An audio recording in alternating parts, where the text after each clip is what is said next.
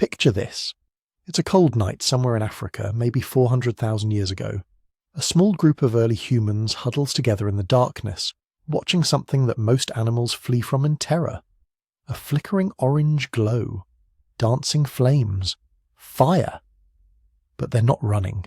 They're feeding it, carefully placing branches and dry grass to keep it alive. And in that moment, without knowing it, they're doing something that will change the trajectory of life on Earth forever. Today you're sitting in a climate-controlled room, probably looking at a screen with technology that would seem like magic to people just a century ago.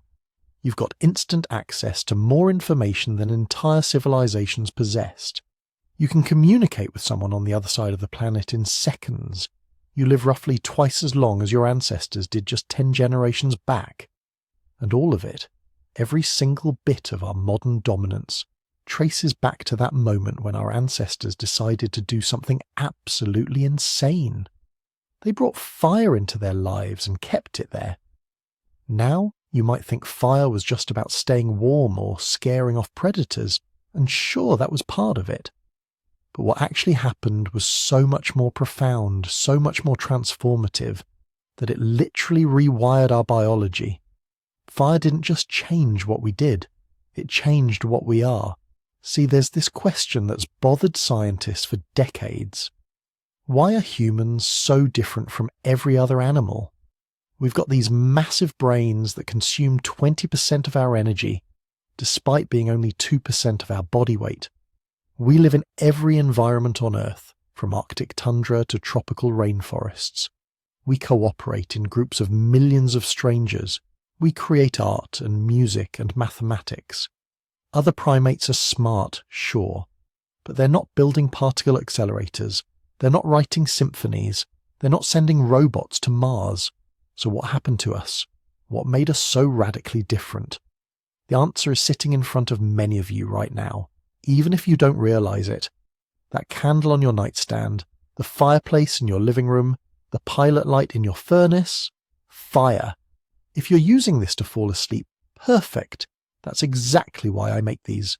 So maybe subscribe and drop a comment telling me where you are and what time it is. I love checking and seeing Tokyo at sunrise, London at lunch, Los Angeles at lights out, all at once. Anyway, back to fire. What scientists have discovered over the last few decades is that fire didn't just help our ancestors survive. It triggered 3 revolutionary changes that fundamentally transformed what it means to be human. Revolution number 1, cooking. When we started heating our food, we unlocked nutrients that were previously inaccessible. Our guts got smaller, our brains got bigger, our teeth changed shape. We're talking about biological evolution driven by technology. Fire literally changed our anatomy. Revolution number 2, conquering the night. For millions of years, darkness meant danger. When the sun went down, our ancestors had to hide and sleep because anything else meant becoming dinner for predators with better night vision. But fire pushed back the darkness. It extended the day. Suddenly our ancestors had evenings, had time to socialize and plan and create after the work of finding food was done. We essentially doubled our productive hours. Revolution number 3, the social fire. This might be the most important one. When you sit around a fire, something magical happens. You can see faces, you can read expressions, you can tell stories. For the first time in the history of life on Earth, there was a reason and a place for large groups to gather after dark and just talk.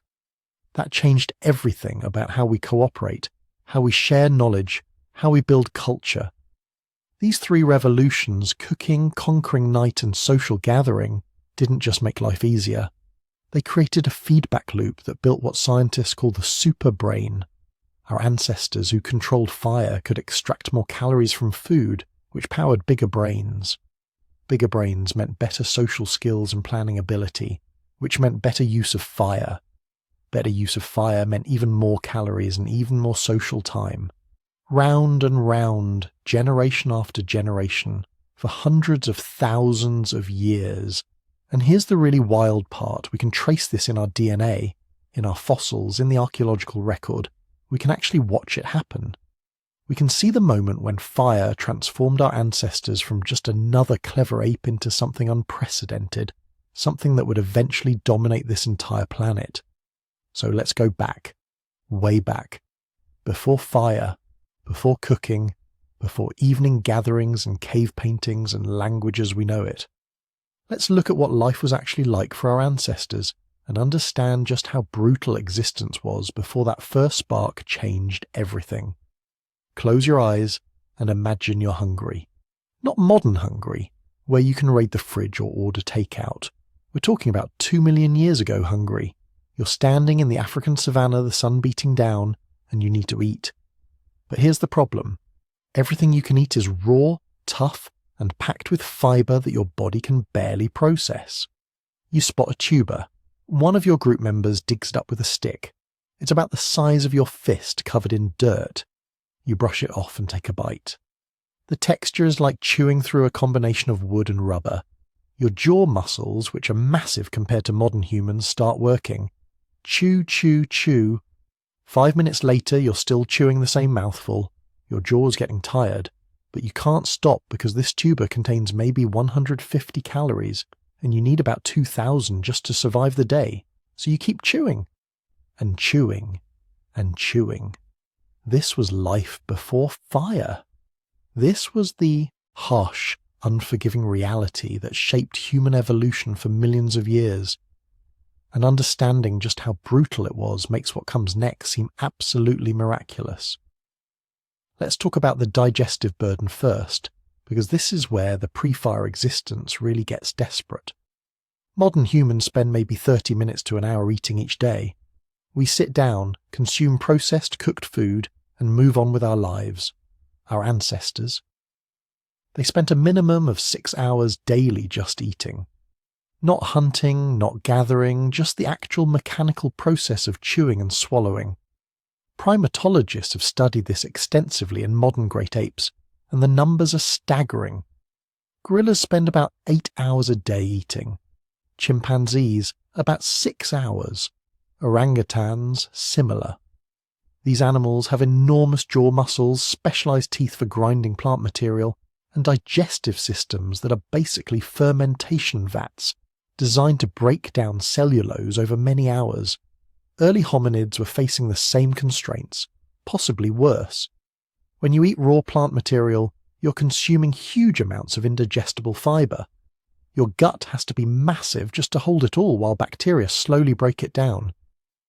Archaeological evidence from early hominin fossils shows exactly this. Huge rib cages, barrel chests, all the skeletal indicators of enormous digestive systems taking up most of the torso. But here's where it gets really interesting. That massive gut wasn't just uncomfortable, it was expensive, metabolically speaking. Digestive tissue is energetically costly. Your intestines, stomach, liver, all those organs require significant calories just to maintain themselves. In modern humans, the gut accounts for about 20-25% of our resting metabolic rate, despite being only a small percentage of body weight. For early hominids with guts twice the size of ours, this metabolic cost would have been even higher. You're spending enormous energy just to digest food that provides barely enough energy to justify eating it in the first place. It's a trap, an evolutionary dead end that kept our ancestors locked in a cycle of constant foraging and endless chewing. And the calorie problem gets worse when you factor in brain size. Chimpanzees, our closest living relatives, have brains around 400 cubic centimetres. That brain requires about 200 calories per day to function, roughly 8-9% of their total energy budget. It's manageable, barely, on a raw food diet with 6+ hours of daily eating. Early hominids like Australopithecus had similar brain sizes and faced similar constraints. They were smart for their time, capable of using simple tools, living in social groups, but they had hit a metabolic ceiling. You can't power a bigger brain without more calories, and you can't get more calories from raw food without spending even more time eating, which creates a vicious cycle. Some groups tried to solve this through dietary specialization. Paranthropus. Boise, A hominin species that lived around 2 million years ago developed absolutely massive molars and jaw muscles.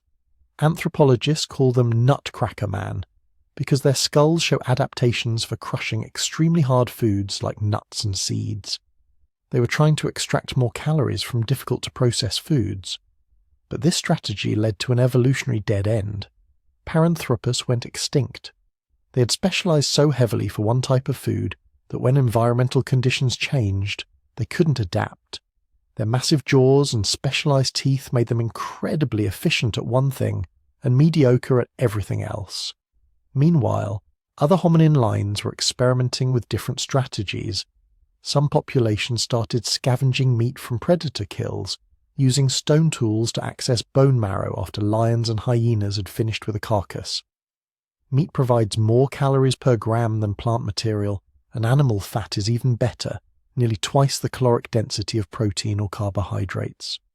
But there was a problem with scavenging, actually several problems.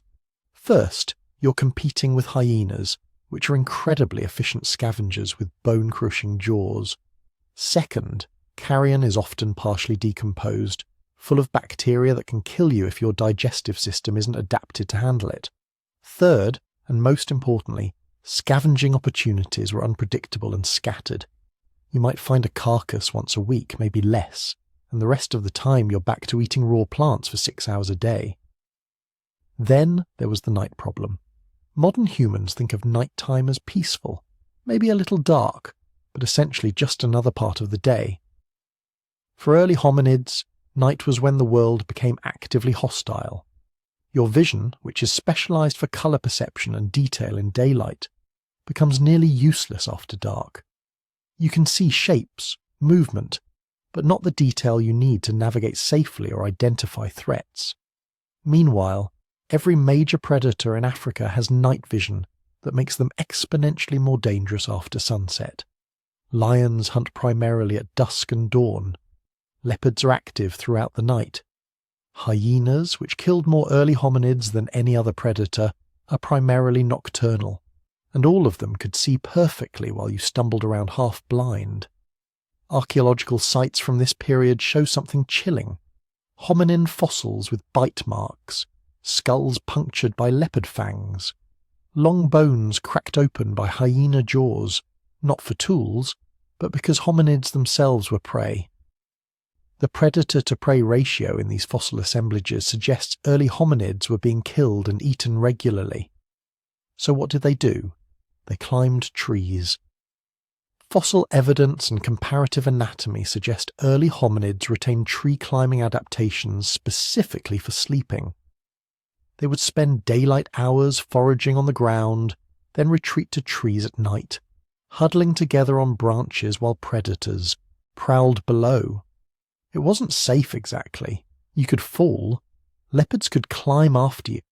But it was safer than staying on the ground. This created another constraint on social organisation. You can't form large groups if everyone needs to find secure sleeping spots in trees every night. Trees have limited capacity, so early hominin groups were probably small, maybe 10-20 individuals maximum. And even then they'd need to find groves with multiple suitable trees within close proximity. Daytime wasn't much better in terms of social complexity. When everyone spends 6 hours eating, scattered across a landscape foraging for dispersed plant foods, there's limited time for social interaction. You can't develop sophisticated communication when your day consists of waking up, climbing down from trees, walking to foraging sites, chewing for 6 hours, walking to sleeping sites, climbing trees, and sleeping. Some researchers think this is why early hominin communication remained primitive for millions of years, not because they lacked the cognitive capacity, but because they lacked the time and social context in which complex language would be useful. When you're chewing tubers for 6 hours, you can't talk. When your group is scattered across half a square mile foraging, you can't have extended conversations. The geographical constraints were equally limiting. Early hominids were trapped in relatively narrow ecological zones. They needed year-round access to plant foods, water sources, and some degree of tree cover for nighttime safety. This meant they were restricted primarily to woodland savanna mosaics in east and southern Africa. Climate records from this period show how limiting this was. Between 2 and 3 million years ago, global climate was becoming increasingly variable. Wet periods alternated with dry periods, sometimes quite abruptly. When conditions were good, hominin populations could expand into marginal habitats. When droughts hit, they contracted back into core refuge areas or went extinct. Genetic diversity studies of modern humans, extrapolated backward, suggest early hominin populations were probably quite small, maybe tens of thousands of individuals maximum, possibly much fewer. They were living on the edge, always a few bad years away from extinction. Now here's where the archaeological mystery comes in, because scientists have been arguing about when fire use actually began for decades, and the evidence is frustratingly ambiguous. The earliest widely accepted evidence of controlled fire use comes from sites in Africa and the Middle East dating to about 400,000 years ago.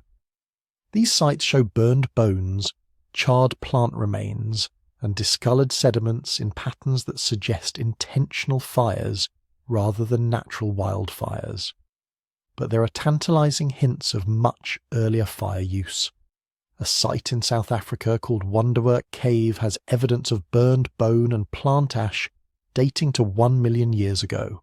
Another site in Kenya, Chesawanja, has burned clay fragments potentially dating to 1.4 million years ago. And some researchers think they found evidence of fire use at Swartkrans Cave in South Africa, dating back nearly 1.5 million years. The problem is that proving early fire use is extraordinarily difficult. Wildfires happen naturally in Africa.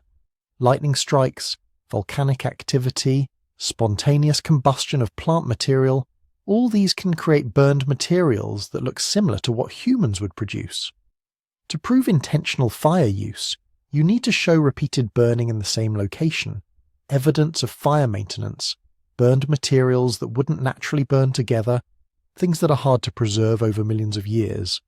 Some researchers think our ancestors might have been using fire opportunistically, long before they learned to create and maintain it. Imagine a wildfire sweeps through an area. Our ancestors observed that animals killed by the fire are easier to eat, that certain plants become more digestible when burned. They start hanging around recent fire sites, scavenging burned food, maybe even carrying smouldering branches to new locations to create smoke that drives away insects.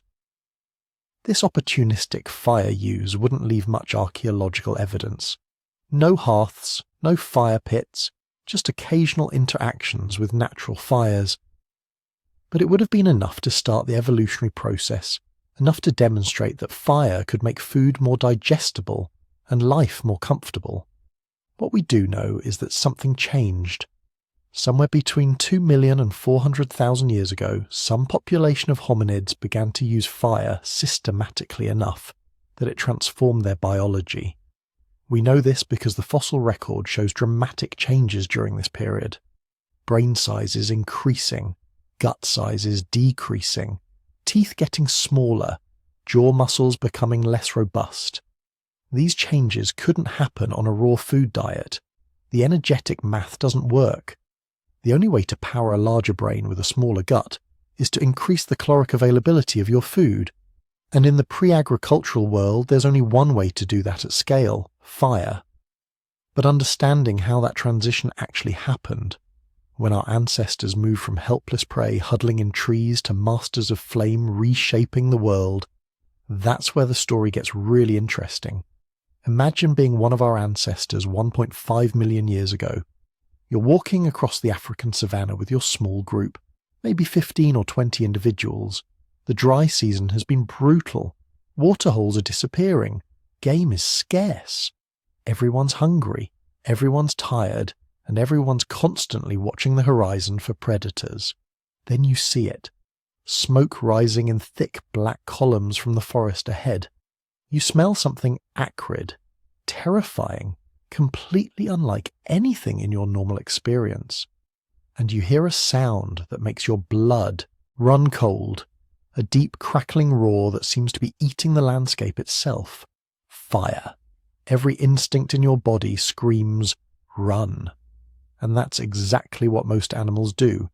You've seen it before, those rare times when lightning strikes during the dry season and ignites the grasslands. Herds of antelope stampeding in panic, lions and hyenas fleeing side by side, predator and prey united in terror. Birds rising in enormous clouds, their cries filling the air. Fire is death. Fire is the thing that consumes everything. Trees that have stood for generations, gone in minutes. Tall grass that provides cover and food reduced to ash. Animals caught in the wrong place at the wrong time, their charred remains scattered across blackened earth. So, you run.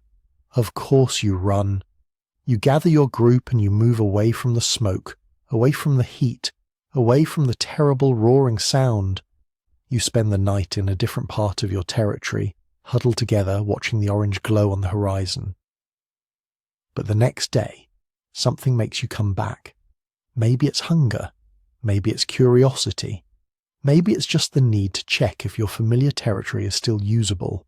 You approach carefully, ready to flee at the first sign of danger. The landscape is transformed. What was forest is now open ground. What was tall grass is now ash. The air still smells of smoke, and heat rises from patches of ground that are still warm to the touch. But the fire itself is gone. It burned through and moved on, or burned itself out when it reached a river or rocky area with nothing left to consume. Then you notice something else. Bodies. Animals that didn't escape in time, but they're not like the carcasses you're used to finding. These ones smell different. And when you approach one cautiously, expecting it to be burned beyond recognition, you discover something extraordinary. The outside is charred and black, yes, but when you tear into it with your teeth and fingers, the meat inside is different, softer, easier to chew. And the taste is something entirely new, richer somehow, more satisfying than any raw meat you've ever eaten. This is the moment. This is when everything changes, even though nobody knows it yet. You're eating cooked meat for the first time in human history. You don't have a word for cooked. You don't understand what heat does to proteins and fats. You just know that this food is better than anything you've tasted before. And you're not alone. Other scavengers have figured it out too. You see other human groups picking through the burned landscape. You see baboons and even some large birds, all taking advantage of this sudden abundance of easily accessible food. For a few days, the usual competition for resources is suspended. There's enough fire-cooked meat for everyone, but then it's gone. The edible carcasses are consumed. Predators and scavengers pick the bones clean. Rain comes and washes away the ash. Within weeks, the landscape begins to recover. Green shoots pushing up through the blackened ground. And the memory of that amazing food begins to fade, except it doesn't fade completely. Some individual in some group somewhere remembers, and the next time they see smoke on the horizon, instead of just running away, they wait. They watch from a safe distance, and when the fire passes, they move in quickly to claim whatever food it left behind. This is the first stage of human fire use. Not control, not creation, just opportunistic exploitation. Following wildfires the way vultures follow predators, waiting for a chance to scavenge whatever the destruction left behind. And this stage lasted a very, very long time. Maybe 500,000 years. Maybe more. The archaeological evidence is frustratingly ambiguous, partly because natural fires and human-controlled fires look similar in the fossil record. A layer of ash with burned bones could be from a wildfire that our ancestors scavenged, or it could be from a campfire they deliberately maintained. But there are clues. Wonderwork Cave in South Africa gives us some of the earliest evidence. Around 1 million years ago, somebody was using fire in that cave. We know this because the ash layers are too consistent, too controlled to be natural. Wildfires don't burn in the same spot repeatedly over thousands of years. Humans maintaining campfires do. At Gesher Beno Yaakov in Israel, dated to about 790,000 years ago, archaeologists found something even more telling. Multiple hearths, deliberately constructed fire pits arranged in patterns suggesting organised living spaces, clusters of burned flint tools and animal bones that indicate systematic use of fire for cooking and tool making. This isn't opportunistic scavenging anymore. This is control. But even control isn't creation.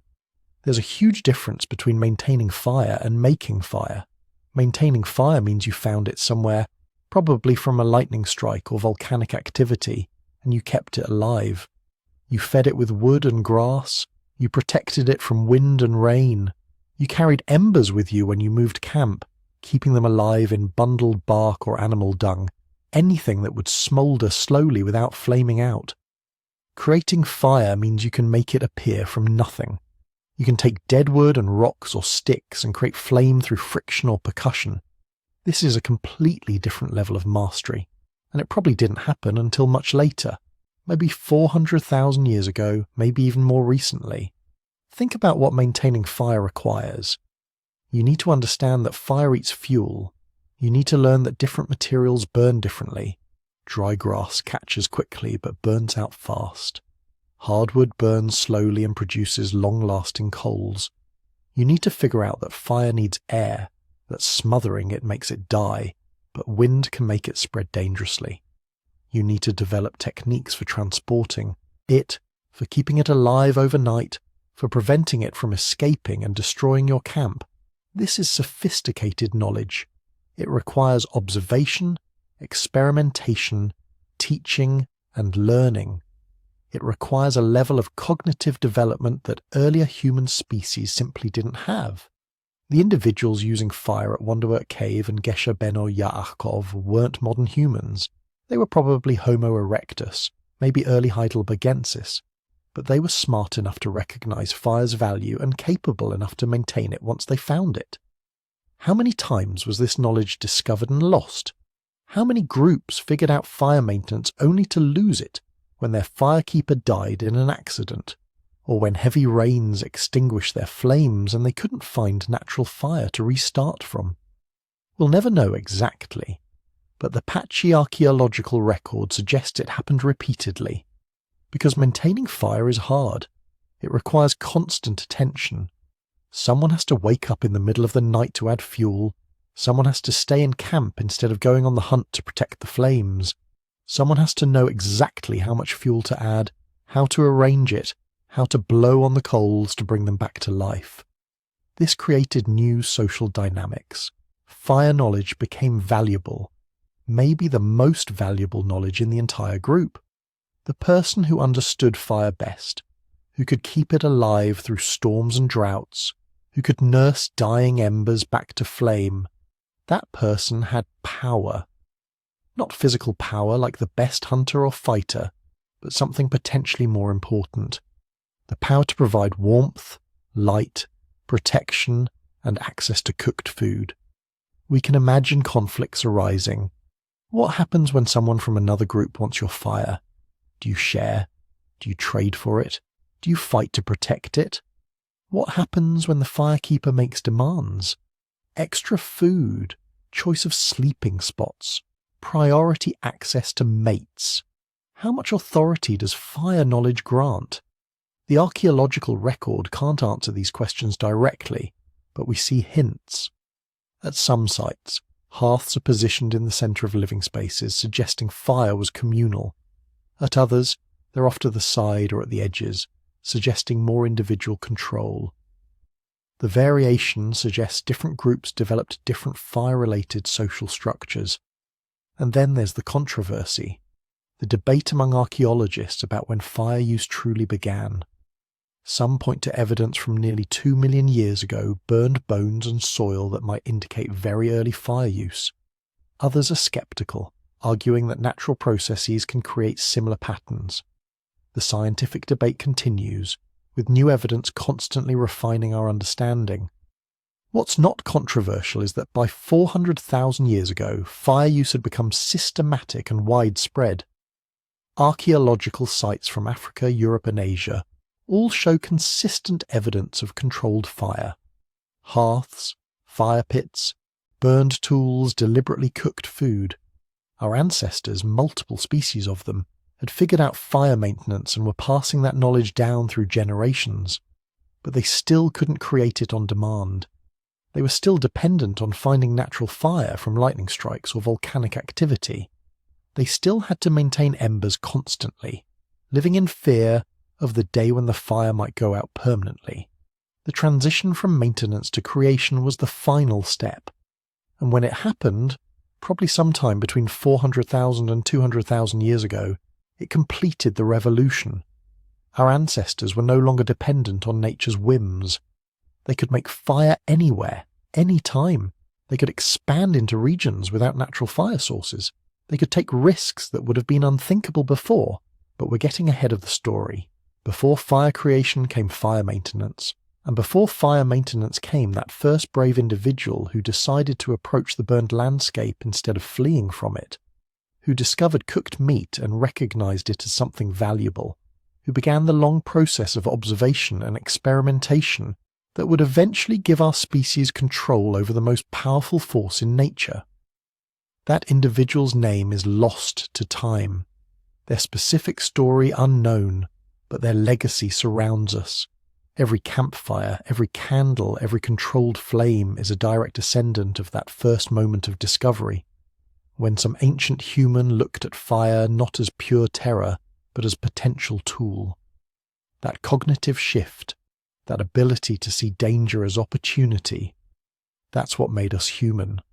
The fire didn't just warm our bodies, it began warming our minds, expanding our capabilities, transforming us from just another clever ape into something unprecedented in Earth's history. But that transformation didn't happen overnight. It took hundreds of thousands of years, and it required 3 distinct revolutions, each building on the last, each pushing human evolution in new directions. The first revolution was happening in our stomachs, and it would reshape our entire biology. Now here's where things get really interesting. Your ancestors have fire. They can keep it alive, move it from place to place, use it for warmth and protection. But for tens of thousands of years, maybe hundreds of thousands, they're still basically using it like an expensive security system. Light to keep predators away, heat to survive cold nights. It's useful, absolutely, but it's not revolutionary yet. Then somebody, somewhere, probably completely by accident, discovered something that would change the trajectory of human evolution more profoundly than anything except maybe language itself. They cooked something. Picture the moment. Maybe a scrap of meat falls into the fire during a meal. Someone pulls it out, burns their fingers, drops it in the dirt. Later, when they're desperate enough, they try eating it anyway. And they notice something strange. It tastes better, chews easier, doesn't make them sick like that sketchy raw meat they ate last week. Or maybe it was a root vegetable. Tubers that were bitter and tough when raw, accidentally roasted in the coals, suddenly becoming sweet and soft, easy to digest, easy to share with children and elderly people who couldn't handle tougher foods. However it happened, someone made the connection. Fire plus food equals something fundamentally different. Not just warm food, not just preserved food, transformed food, and that transformation rewrote human biology from the inside out.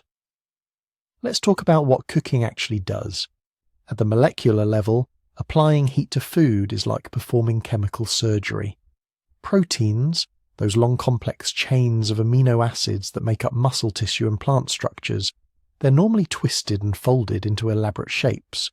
When you eat raw meat or raw plants, your digestive system has to work incredibly hard to break down these structures, to unfold the proteins and cut them into pieces small enough to absorb. But heat does this work for you. At around 140 degrees Fahrenheit, proteins start to denature. Their complex structures unfold.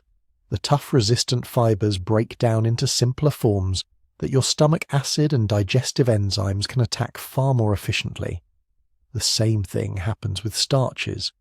Raw starch molecules are packed into dense granules that are difficult for your body to access, but when you heat them, the granules swell and burst, releasing simple sugars that your intestines can absorb almost immediately. This isn't a minor improvement.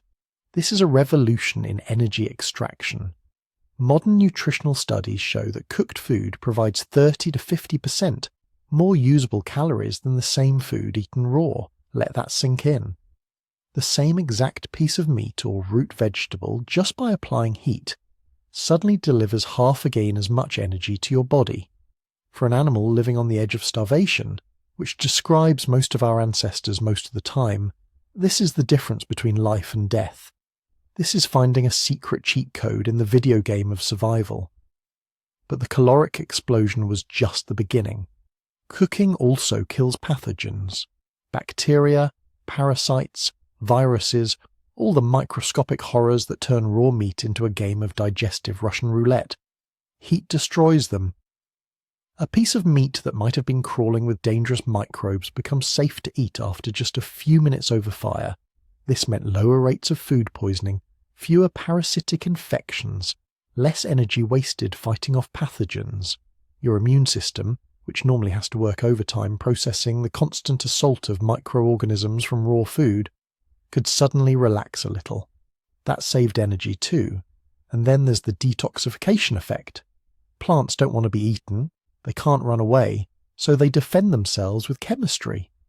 Toxics, alkaloids, bitter compounds, substances that can make you sick or even kill you.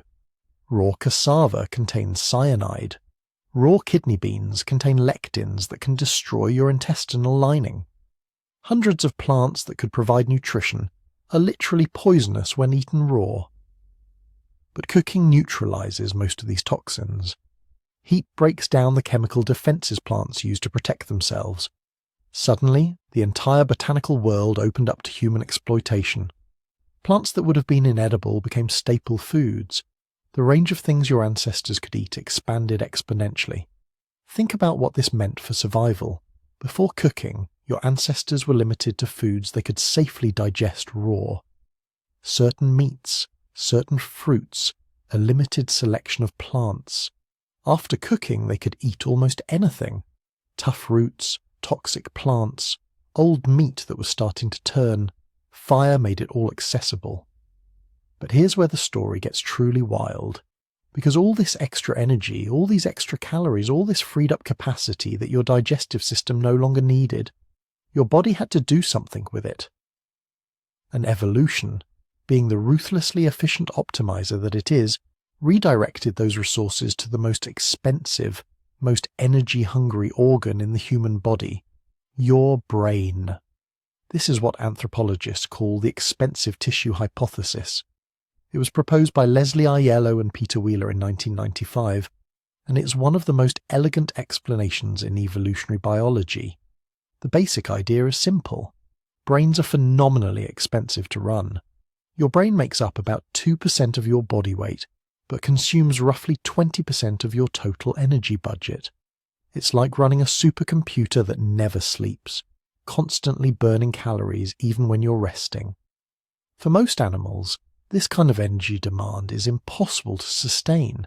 They need every available calorie just to power their digestive systems, which have to process huge amounts of low-quality food.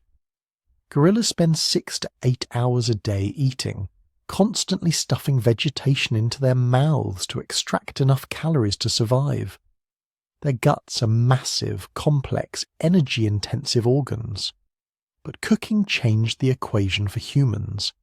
By pre-digesting food externally with fire, our ancestors could extract more calories while requiring less digestive machinery. The stomach could shrink. The intestines could become shorter and less complex. All that tissue, all that metabolically expensive gut could be reduced, and the energy saved went straight to the brain. Over hundreds of thousands of years, this trade-off became written into human anatomy. Our digestive systems became progressively smaller and simpler. Our brains became progressively larger and more complex. We literally traded gut for brain, inch by inch, neuron by neuron. The fossil record shows this transformation clearly. Early hominids like Australopithecus had relatively small brains, around 450 cubic centimeters, and evidence suggests large, robust digestive systems. Homo erectus, one of the first human species clearly associated with fire use, had brains nearly twice that size. And modern humans, we average around 1,350 cubic centimeters.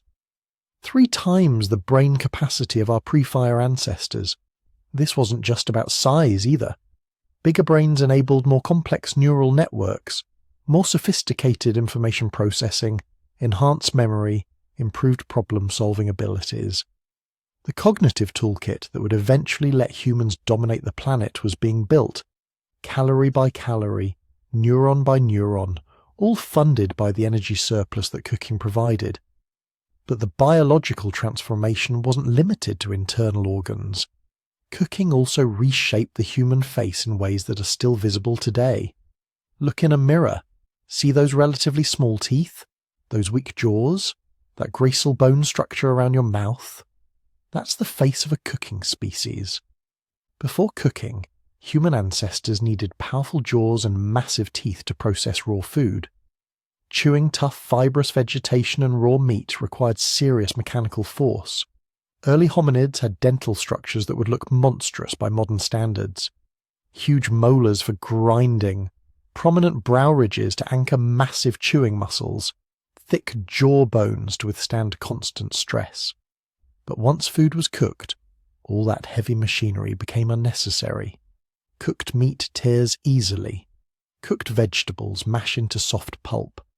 You don't need a hydraulic press of a jaw to eat cooked food. You need something much lighter and more efficient. Over generations, natural selection favoured individuals with smaller teeth and weaker jaws, not because those traits were advantageous on their own, but because they represented freed-up resources. The energy that would have gone into building and maintaining massive dental structures could be redirected elsewhere, probably to that growing brain. The skull itself changed shape.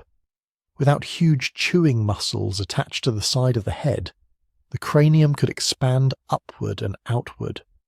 The distinctive rounded skull of modern humans, so different from the elongated, heavy-browed skulls of our ancestors, is partly a consequence of reduced chewing demands. We quite literally have the faces we do because our ancestors started cooking their food 1 million years ago.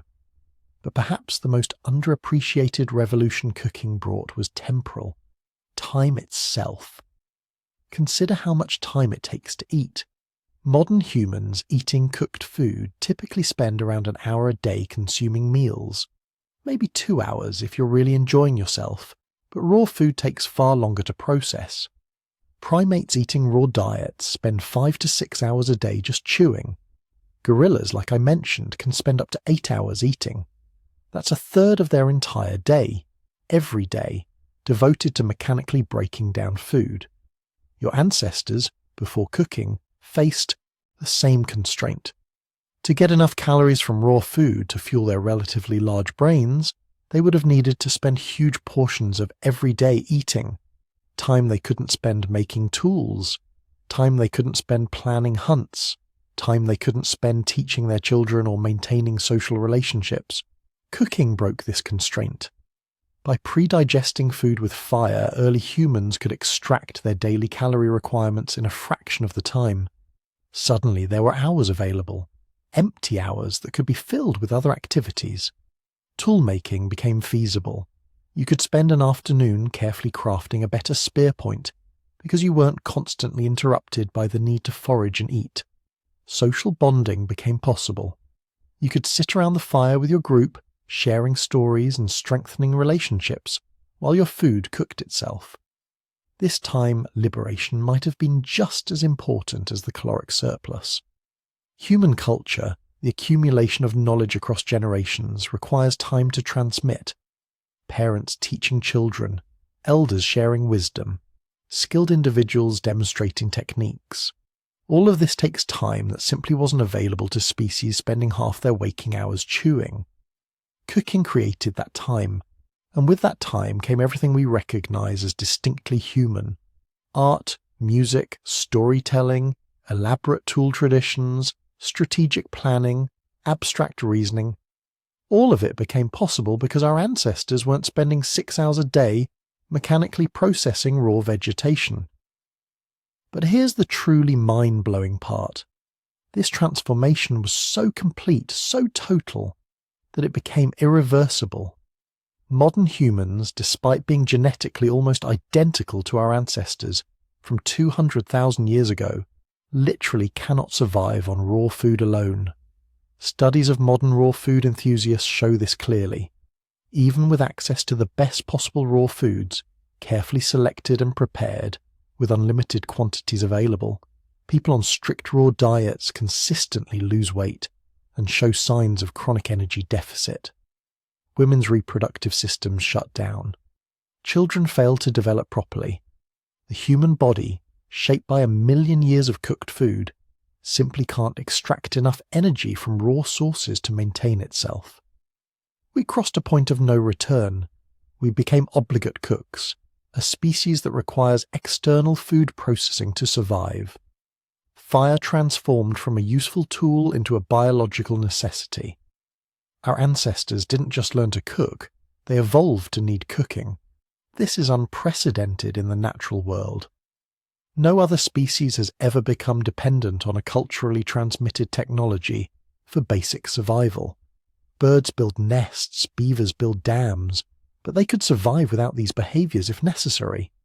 Humans can't survive without fire, without cooking. The technology became part of our biology. And this transformation, this fundamental rewiring of human existence, happened relatively fast in evolutionary terms. Within maybe 500,000 years of regular fire use, humans had already become significantly dependent on cooking. Within 1 million years, the dependence was complete. Your ancestors weren't just using fire, they were being remade by it. Every generation slightly more dependent, slightly more adapted to cooked food, slightly less capable of surviving without it, until finally they became us, a species with small guts, huge brains, weak jaws, and an absolute requirement for fire. The spark that someone captured 1 million years ago didn't just provide warmth and protection, it initiated a biological transformation that created modern humanity. We are quite literally the cooking ape, the species that learned to digest with fire instead of just with our guts. And this was just the first revolution. The biological transformation was profound, but it was also just the beginning. Because once fire became central to human survival, once every group carried embers and kindled flames every evening, something even more remarkable started happening. The night, which had always been humanity's enemy, was about to become our greatest asset. But cooking was just the beginning. Fire was about to solve an even more fundamental problem, one that had constrained every species of human that had ever lived. The problem of darkness. Picture your ancestors before fire. Not just before controlled fire, but before any regular relationship with flame at all.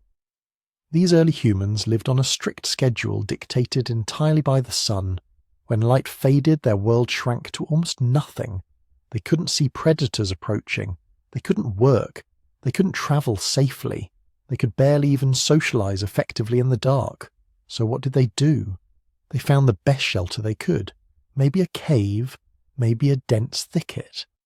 Maybe just a spot against a rock face where they could put their backs to something solid. Then they huddled together and waited for dawn. But they couldn't really sleep. Not deeply. Not the way you sleep in your bed with the doors locked and the lights off. Because the night belonged to predators. Think about what that means. Really think about it. You're sitting in near total darkness. Your visual cortex, which takes up a massive chunk of your brain's processing power, is essentially useless.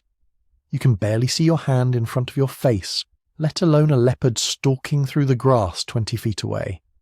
But the leopard sees just fine. Cats have a reflective layer behind their retinas called the tapetum lucidum. It's like a biological mirror that reflects light back through the eye, giving them exceptional night vision. To a leopard, a moonlit night might as well be midday. And leopards weren't the only problem. Hyenas hunted at night. Lions hunted at night. Wild dogs hunted at night.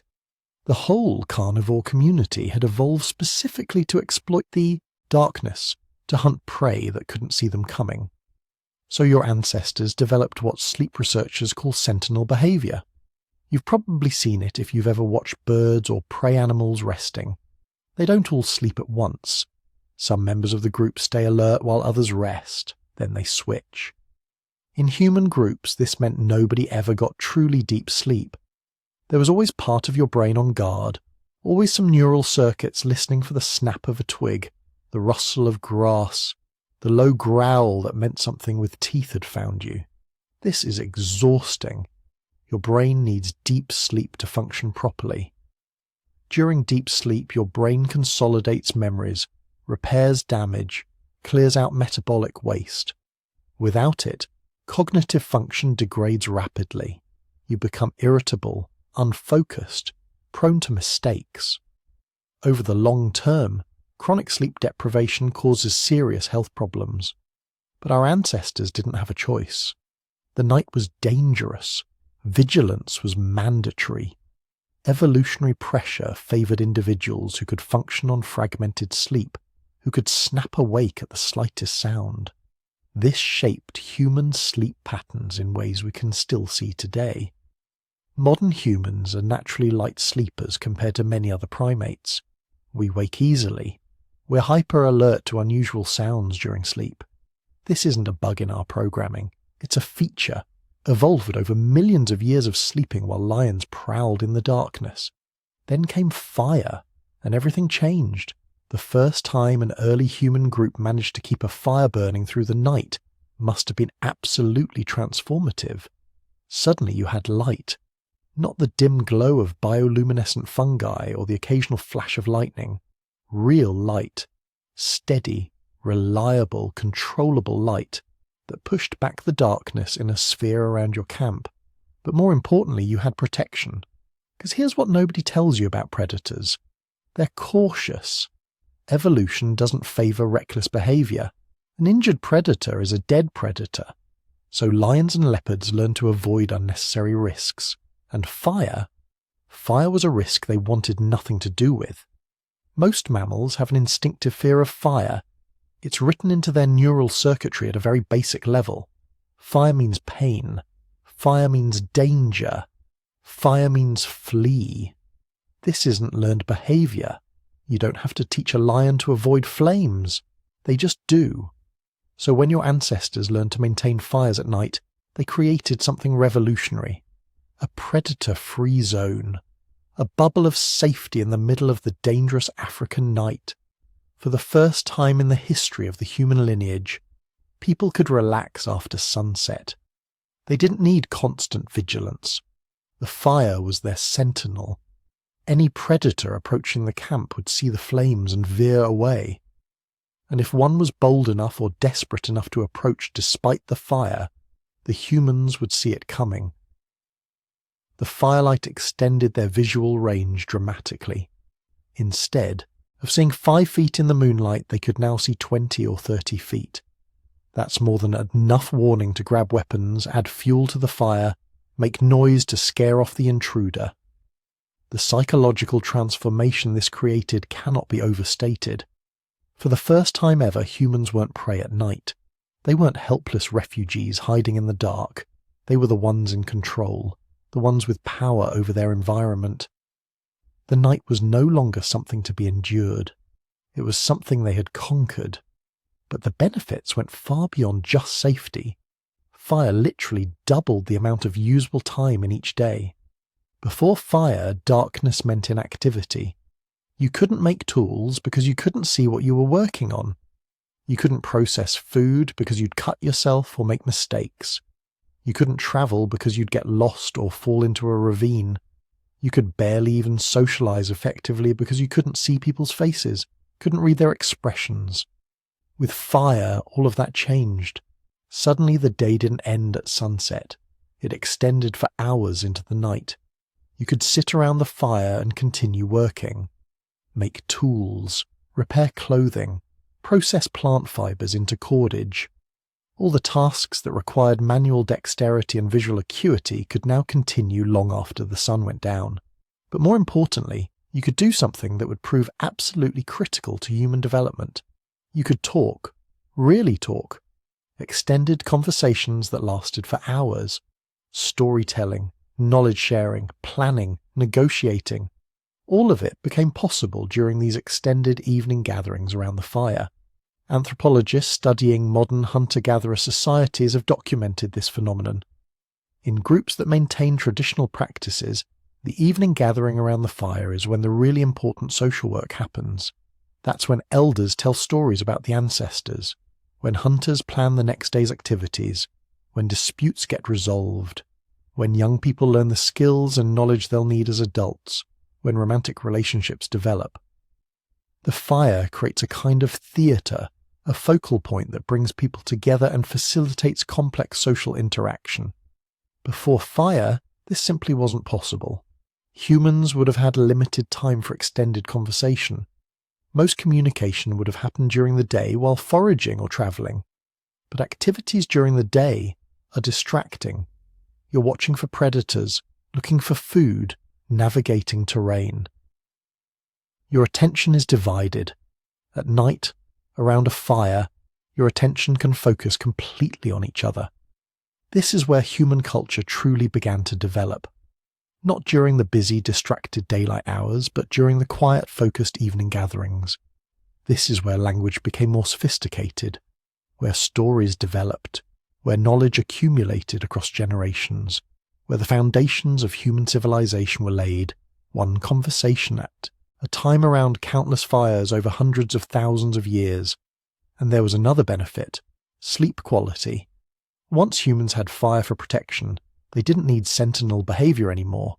The whole group could sleep at once, deeply, the kind of restorative sleep that allows the brain to function at its full capacity.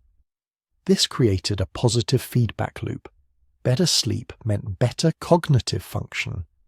Better cognitive function meant better problem solving, better tool making, better social organization. Better social organization meant more successful groups that could maintain fires more reliably. More reliable fires meant even better sleep. Round and round, each improvement reinforcing the others. We can see evidence of this in the archaeological record. Sites with clear evidence of controlled fire use also show evidence of increasingly sophisticated cultural practices. More complex tools. Better organization. Signs of symbolic thinking. The fire and the brain were evolving together, each enabling the other to reach new heights. But perhaps the most revolutionary aspect of fire wasn't what it did during the night.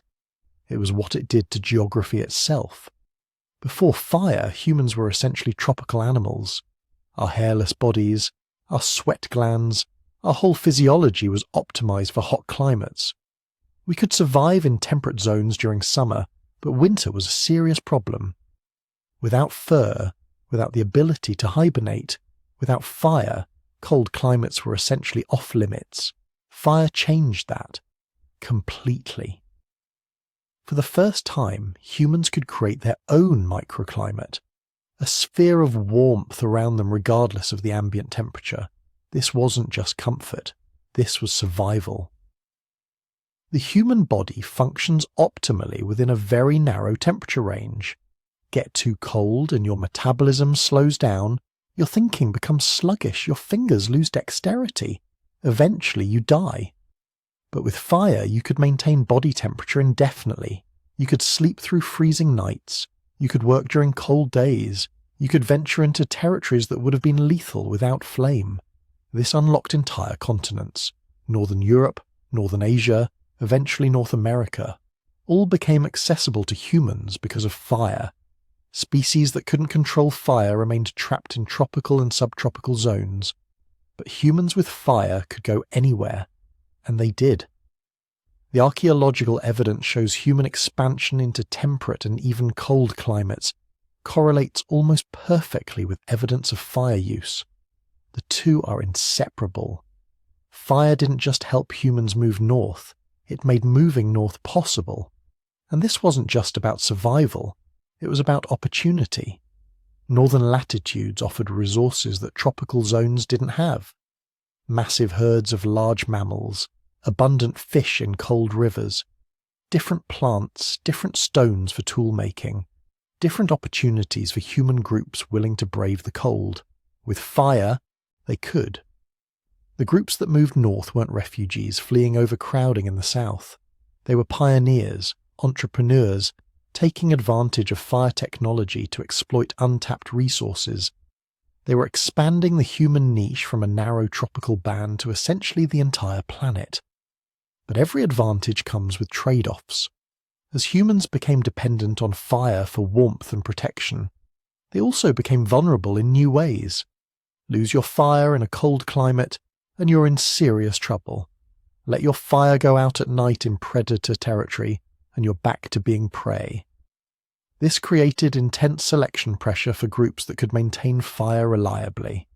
The archaeological record shows increasingly sophisticated fire management techniques over time, better hearth construction, stone rings to contain flames, evidence of fire maintenance, careful banking of coals overnight so they could be rekindled easily in the morning. These weren't just practical skills, they were survival skills. Groups that couldn't maintain fire didn't last long in challenging environments.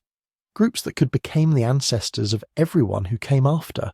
We're all descendants of the firekeepers, all products of hundreds of thousands of years of selection for fire management ability. It's written into our psychology, the comfort we feel around flames, the almost hypnotic fascination we have with watching fire, the instinctive satisfaction of tending a fire, adding fuel, adjusting the flames. But fire had given humans something even more precious than warmth and protection. It had given them time to think, time to talk, time to develop the complex social bonds and cultural knowledge that would eventually separate us from every other species on the planet. The night shift had begun, and humanity would never be the same, but something else was happening around those flames, something that would matter just as much as the nutritional revolution, maybe even more. Fire was turning us into social creatures in ways no other species had ever experienced. Think about fire for a moment. Really think about it. It's not just a cooking tool. It's not just a predator deterrent. Fire is a magnetic force. It draws you in. Even today, with central heating and electric lights, people still gather around campfires, backyard fire pits, fireplaces. There's something hypnotic about flames. Something that makes us want to sit close, stare into the dancing light, and just be together. For your ancestors a million years ago, this magnetic quality of fire created something unprecedented in the natural world. The hearth, the first human institution, the original social centre. Before fire, your ancestors would have spent their evenings like other primates do, scattered, nervous, huddled in trees or caves, trying to stay safe until dawn. Social interaction after dark was basically impossible. You couldn't see faces, couldn't read expressions, couldn't communicate effectively. So you just endured the night alone or in silent clusters waiting for sunrise. Fire changed everything. Suddenly darkness wasn't the end of social time. It was the beginning of something entirely new. Picture a typical evening 800,000 years ago. Your group of maybe 20 people has spent the day foraging, hunting, processing food. As the sun drops toward the horizon, instead of scrambling for sleeping spots, they converge on the fire. The flames are already burning.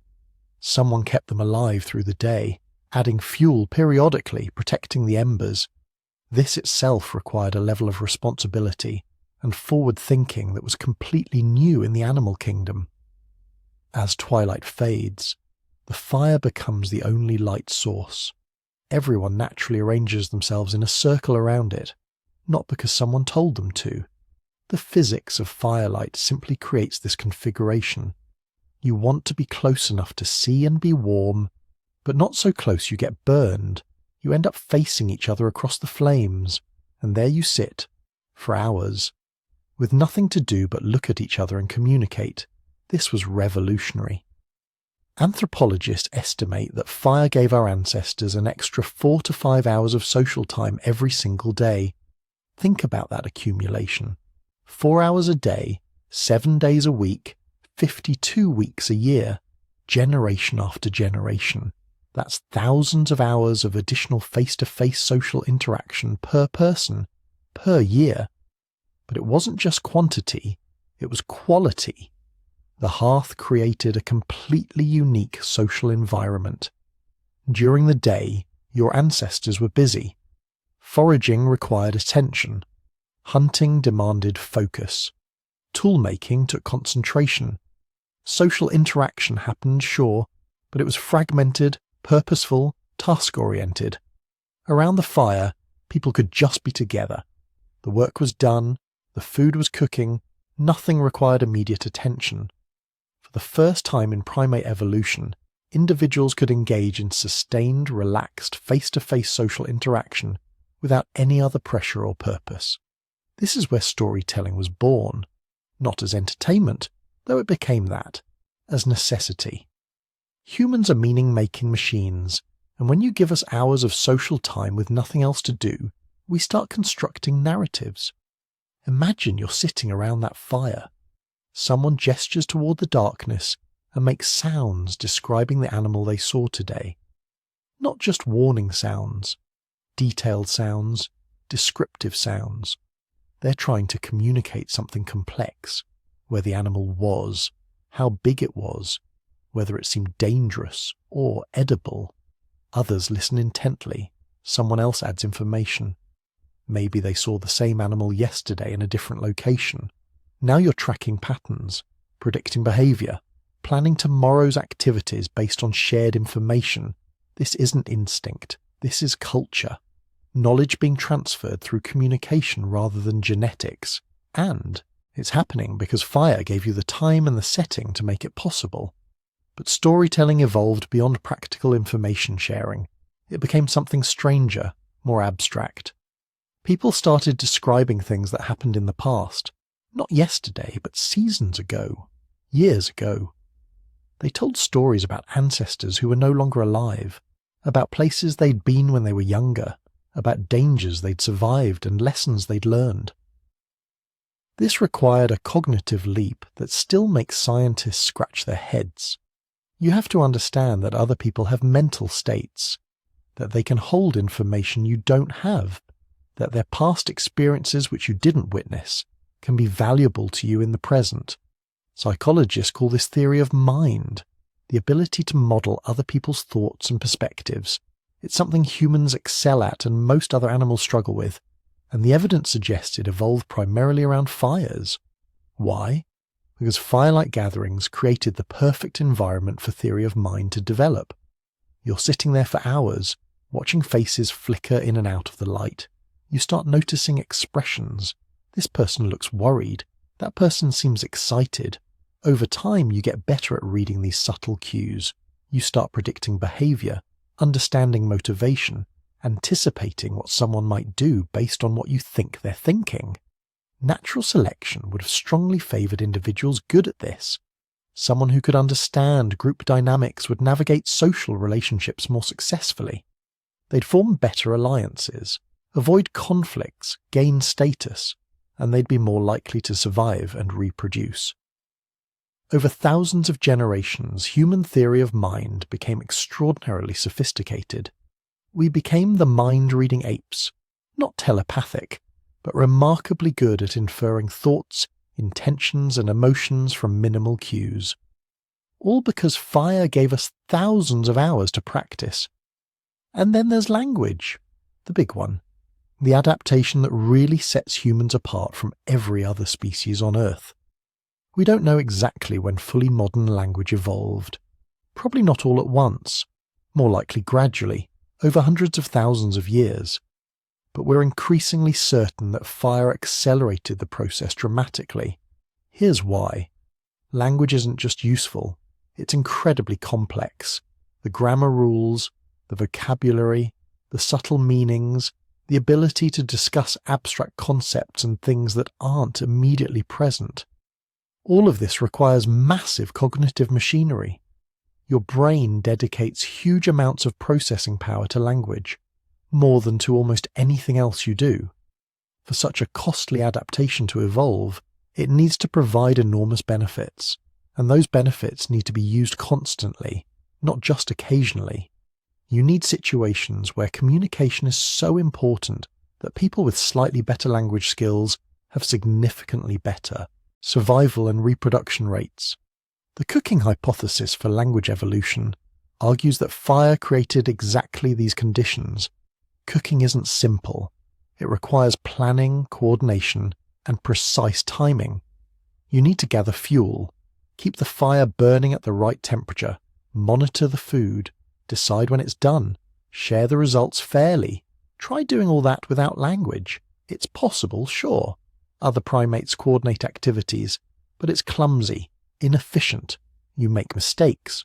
Food gets burned or undercooked. Resources get wasted. Conflicts emerge over distribution.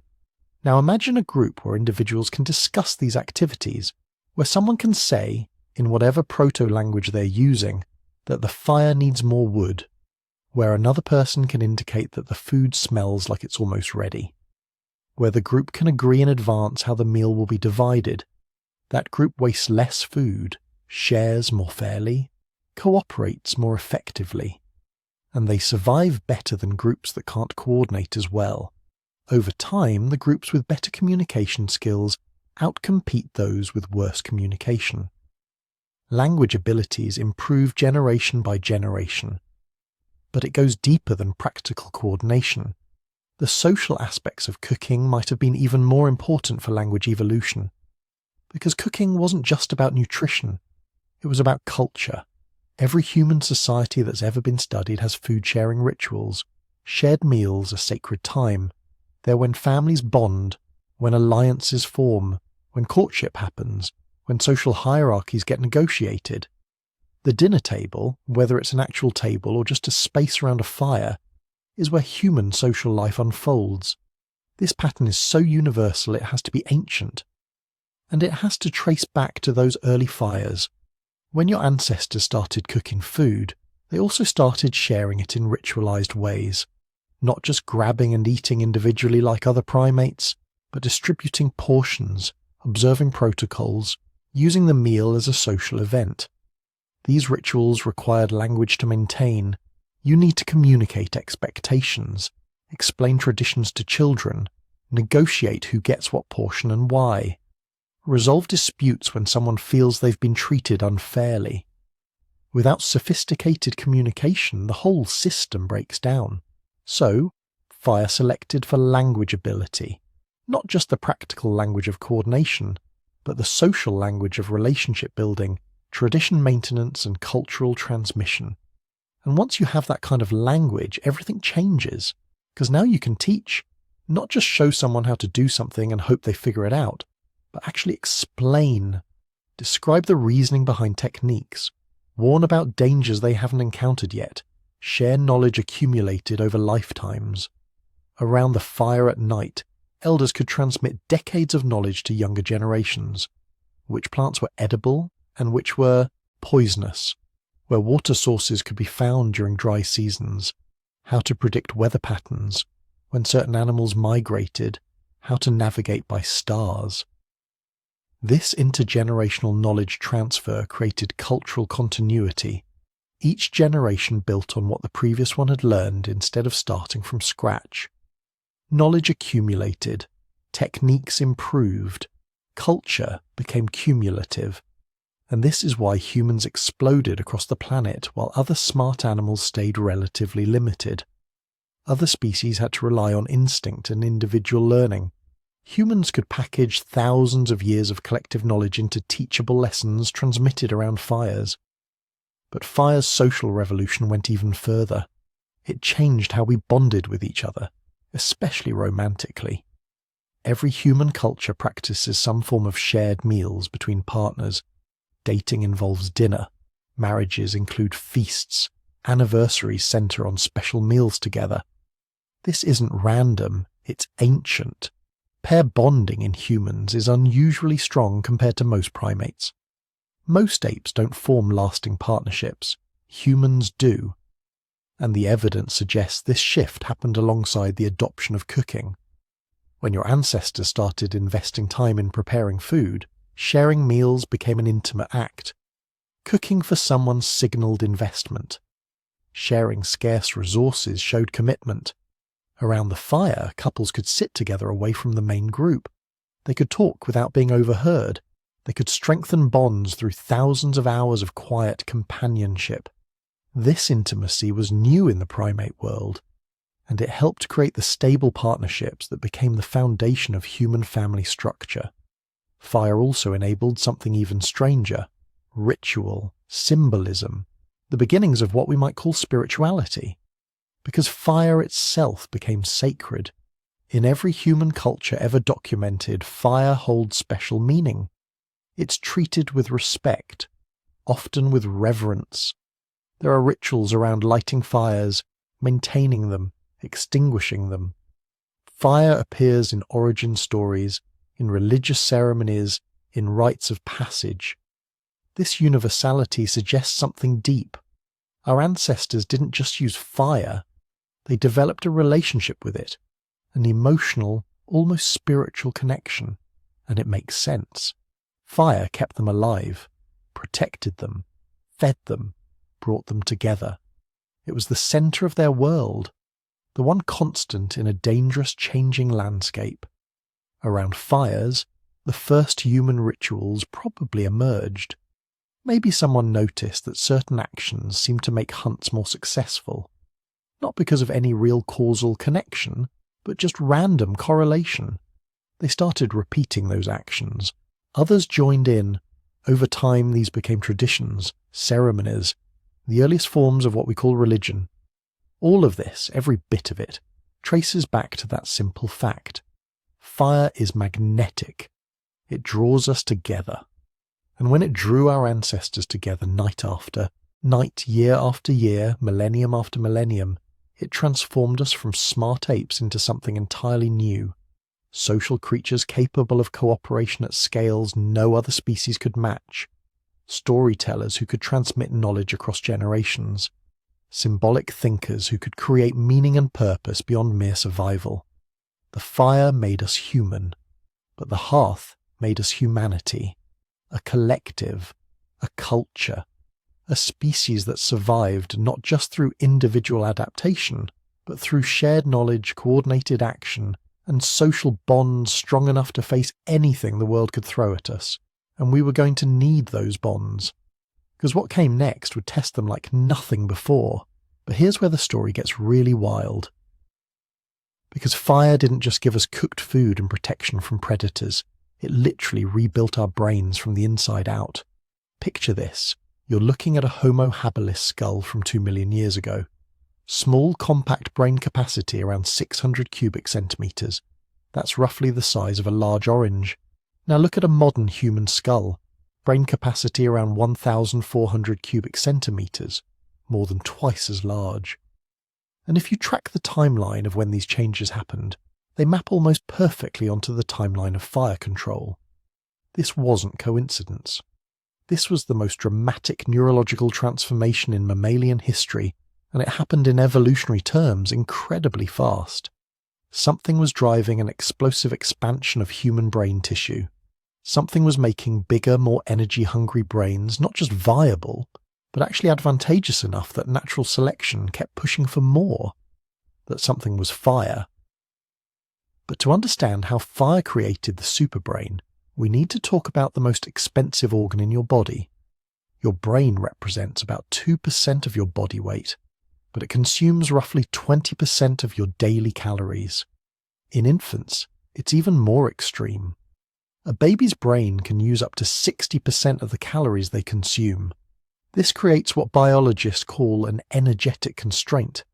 You simply cannot evolve a bigger brain unless you can reliably provide it with enough energy to function. Before fire, this constraint was absolute. Our ancestors could only support brains of a certain size because their digestive systems could only extract a certain amount of energy from raw food. It's like trying to run a supercomputer on a 9-volt battery. The hardware might be capable of amazing things, but without sufficient power, it's useless. Fire removed that constraint. Suddenly, the same amount of food could provide dramatically more calories. The same digestive system could support a much more energy-hungry brain. Natural selection responded immediately. Any mutation that increased brain size, particularly in regions associated with planning, social cognition, and tool use, suddenly became massively advantageous. Within a few 100,000 years, human brain size began expanding at a rate unprecedented in evolutionary history. But it wasn't just getting bigger, it was being fundamentally restructured. The most dramatic changes happened in the prefrontal cortex, the region right behind your forehead. This is your brain's executive control center, responsible for planning, impulse control, abstract thinking, and social reasoning. In other primates, it's relatively small. In humans, it's massively expanded, taking up a much larger proportion of total brain volume than in any other species. And here's the thing. Fire control requires exactly the cognitive abilities managed by the prefrontal cortex. Think about what's involved in maintaining a fire. You need to plan ahead, gathering fuel before the current supply runs out. You need impulse control, resisting the urge to use all your firewood at once even when you're cold. You need to understand abstract concepts like fuel efficiency and heat management. You need to think about the future, considering what might happen tomorrow if you let the fire die tonight. Every time one of your ancestors sat by a fire and made decisions about fuel management, they were exercising their prefrontal cortex. And individuals with slightly better executive function, slightly better planning abilities, slightly more impulse control, they were the ones whose fires didn't go out.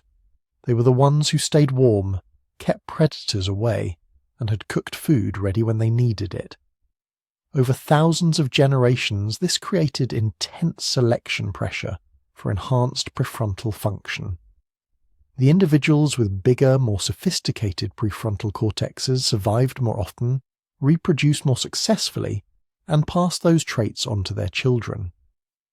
Fire was literally selecting for the cognitive abilities required to control fire. It was a feedback loop. Better fire control supported bigger brains. Bigger brains enabled better fire control, which supported even bigger brains. But brain size alone doesn't tell the whole story.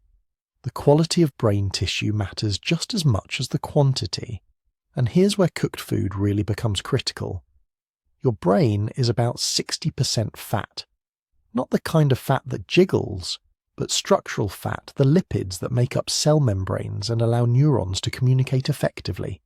The most important of these fats is DHA, docosahexaenoic acid. This long-chain omega-3 fatty acid is absolutely essential for brain development and function. Without adequate DHA, cognitive development is impaired, sometimes severely. The problem is, DHA is hard to come by in nature. The best sources are seafood and fatty meat from wild animals, but raw seafood is dangerous, full of parasites and bacteria. Raw meat, especially organ meat where DHA concentrates, is tough to digest and also potentially contaminated. Before fire, getting adequate DHA required taking serious health risks. After fire, everything changed. Cooked seafood is not only safe, it's one of the most nutrient-dense foods available. Cooked fatty meat becomes highly digestible, and cooking actually makes DHA more bioavailable, easier for your gut to absorb. Suddenly, the nutrients required for building bigger, better brains were abundantly available in forms your ancestors' digestive systems could handle. Archaeological evidence backs this up. Sites showing intensive fire use often also show evidence of systematic seafood consumption. Shell middens near ancient hearths, fish bones in cooking pits. Your ancestors weren't just eating whatever they could catch. They were specifically targeting foods rich in the nutrients their expanding brains required. And there's another factor we need to talk about, something that sounds unglamorous but was absolutely critical. Parasites. Before fire, your ancestors were constantly infected with intestinal parasites, worms, protozoans, bacteria, all consuming nutrients and producing toxins. Modern studies of wild primates show they typically carry multiple parasitic infections simultaneously. These parasites don't just steal calories, they actively impair cognitive function, producing inflammation in the gut that affects brain chemistry. They drain resources that could otherwise go to neural development. Fire killed these parasites. Thoroughly cooked food is essentially sterile, free of the eggs and larvae that would otherwise reinfect people with each meal. Within a generation of adopting cooking, human populations would have experienced a dramatic reduction in parasitic load. Suddenly, all those calories and nutrients that were going to feeding intestinal worms could be redirected to building and maintaining brain tissue. The effect would have been immediate and dramatic. Children growing up with less parasitic stress would develop more robust neural networks. Adults suffering less from chronic inflammation would think more clearly, remember better, solve problems more effectively. This wasn't a subtle advantage. This was a fundamental transformation of human cognitive capacity. But the superbrain wasn't just getting bigger and better nourished. It was being reorganized to handle an entirely new category of challenges. Social challenges. Here's something fascinating. As human brain size expanded, the neocortex grew disproportionately fast. This is the outer layer of the brain, heavily involved in conscious thought, sensory processing, and especially social cognition. In humans, the neocortex is absolutely massive compared to other primates. Anthropologists have found a strong correlation between neocortex size and social group size across primate species. Bigger social groups require bigger neocortexes to manage all the relationships, alliances, and social information. Chimps with social groups of about 50 individuals have appropriately sized neocortexes. Humans, who can maintain stable social relationships with 150 to 200 people, have dramatically enlarged ones. And fire created the conditions for these larger social groups. Those extended evening gatherings around the hearth weren't just entertainment, they were cognitive training sessions. Every night your ancestors practiced reading facial expressions in flickering firelight, interpreting tone of voice, tracking who said what to whom, managing the complex social dynamics of group living. Children growing up around fires were exposed to a level of social information unprecedented in primate evolution. They heard stories about people they'd never met, learned about events that happened before they were born, absorbed the accumulated social knowledge of their entire community. Their developing brains had to process all this information, creating neural networks capable of managing social complexity far beyond what any other species had ever attempted. Natural selection responded by favouring individuals with enhanced social cognitive abilities. People who could read others more accurately, predict social consequences more reliably, and navigate group politics more skillfully. Over hundreds of thousands of years, this created what neuroscientists now recognise as uniquely human social intelligence. And there's one more piece to this puzzle, one that changed everything about how human childhood works. The grandmother hypothesis. Most mammals have a simple life pattern: grow up, reproduce, die. Once females can no longer reproduce, natural selection stops caring about them. There's no evolutionary advantage to living past reproductive age. But human females routinely live decades beyond menopause. Why? Fire changed the economics of survival. Before fire, food preparation was relatively simple. Find something, eat it raw. But with fire, food preparation became complex and time-consuming. Gathering fuel, maintaining flames, monitoring cooking, processing foods to maximize nutritional value. These tasks required knowledge, experience, and attention. Older women, past their own reproductive years, suddenly had a new role. They could maintain fires, prepare food, and free up younger women to have more children. More importantly, they could accumulate and pass on knowledge. Which plants were good fuel, how to keep fires going in rain, what foods needed longer cooking, how to manage household resources. Genetic analysis suggests that the grandmother effect became significant around the time fire use became universal. Populations with longer lived, post-reproductive females had higher survival rates for their grandchildren. The genes for extended lifespan and post-reproductive health began spreading rapidly. This created yet another feedback loop. Grandmothers meant children had more time for learning, less time spent scrambling for survival. Extended childhoods allowed more time for brain development, more time for neurons to form complex networks, more time for cultural knowledge to be transmitted. Human childhood became extraordinarily long compared to other primates, and much of that extended development time was spent around fires, learning from elders who wouldn't have survived without fire's transformative effects. All these factors together created what neuroscientists call enhanced neuroplasticity. The human brain became not just bigger, but more flexible, more capable of adapting to new challenges, learning new skills, rewiring itself in response to experience. And fire created the perfect environment for developing neuroplasticity. Think about the diversity of activities that happened around fires. Tool making, requiring fine motor skills and spatial reasoning.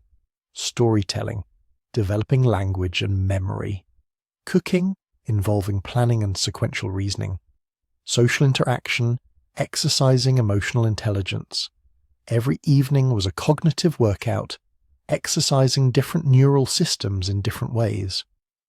Modern neuroscience shows that diverse cognitive challenges create more robust, flexible brains. Brains that can adapt to novelty, learn new skills quickly, and transfer knowledge between domains. Your ancestors, spending their evenings engaged in diverse activities around fires, were developing exactly this kind of adaptive intelligence. Within a few 100,000 years, this created a brain unlike anything evolution had produced before. Not just bigger, but fundamentally different in its capabilities.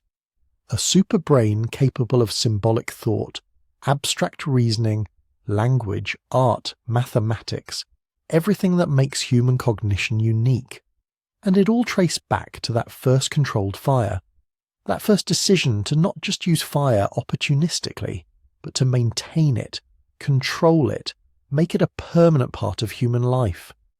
The superbrain wasn't a gift from the gods or a lucky mutation. It was the inevitable result of hundreds of thousands of years of living with fire.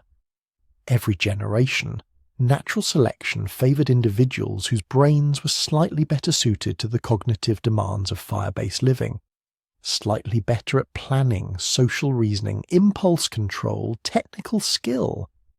Multiply those slight advantages across 10,000 generations, and you get the most sophisticated cognitive organ in the known universe. You get the human brain, the superbrain. And once that superbrain existed, everything else became possible. Here's what most people don't realize about fire. It wasn't just about keeping warm or cooking food. Fire was the gateway technology, the master key that unlocked every other human advancement. Once your ancestors learned to control it, they didn't just survive better, they started reshaping the entire planet. Let's start with tools. Before fire, tool making was limited by the materials available. You could chip stone, you could sharpen bone, you could maybe split wood if you were lucky. But fire changed everything. Because fire doesn't just consume, it transforms. The first innovation was probably accidental. Someone left a wooden spear near the fire too long. Instead of burning up, the tip hardened. The heat had driven out moisture, condensed the wood fibres, created something dramatically stronger than raw wood. This wasn't just an improvement, it was a revolution. A fire-hardened spear point could punch through thick hide that would have deflected a regular wooden spear. It could penetrate deeper, cause more damage, bring down larger prey. Suddenly, animals that had been too dangerous or too tough to hunt regularly became viable targets. Your ancestors didn't miss the significance. Within generations, fire hardening became standard practice. Archaeological sites from 400,000 years ago show clear evidence of systematic fire treatment of wooden tools. Not random burning, but controlled exposure to heat at specific temperatures for specific durations. This required understanding. You had to know that too much heat would char and weaken the wood, Too little would have no effect. You needed to hold the tool at just the right distance from the flames, rotate it evenly, maintain the perfect temperature. This was chemistry. This was materials engineering. This was science, practiced by people who had never heard those words but understood the principles nonetheless. But wooden tools were just the beginning. Fire also revolutionized stone tool production.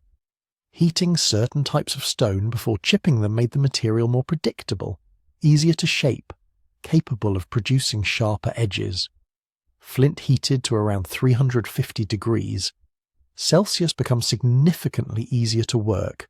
The internal structure changes, allowing toolmakers to create thinner, more sophisticated implements.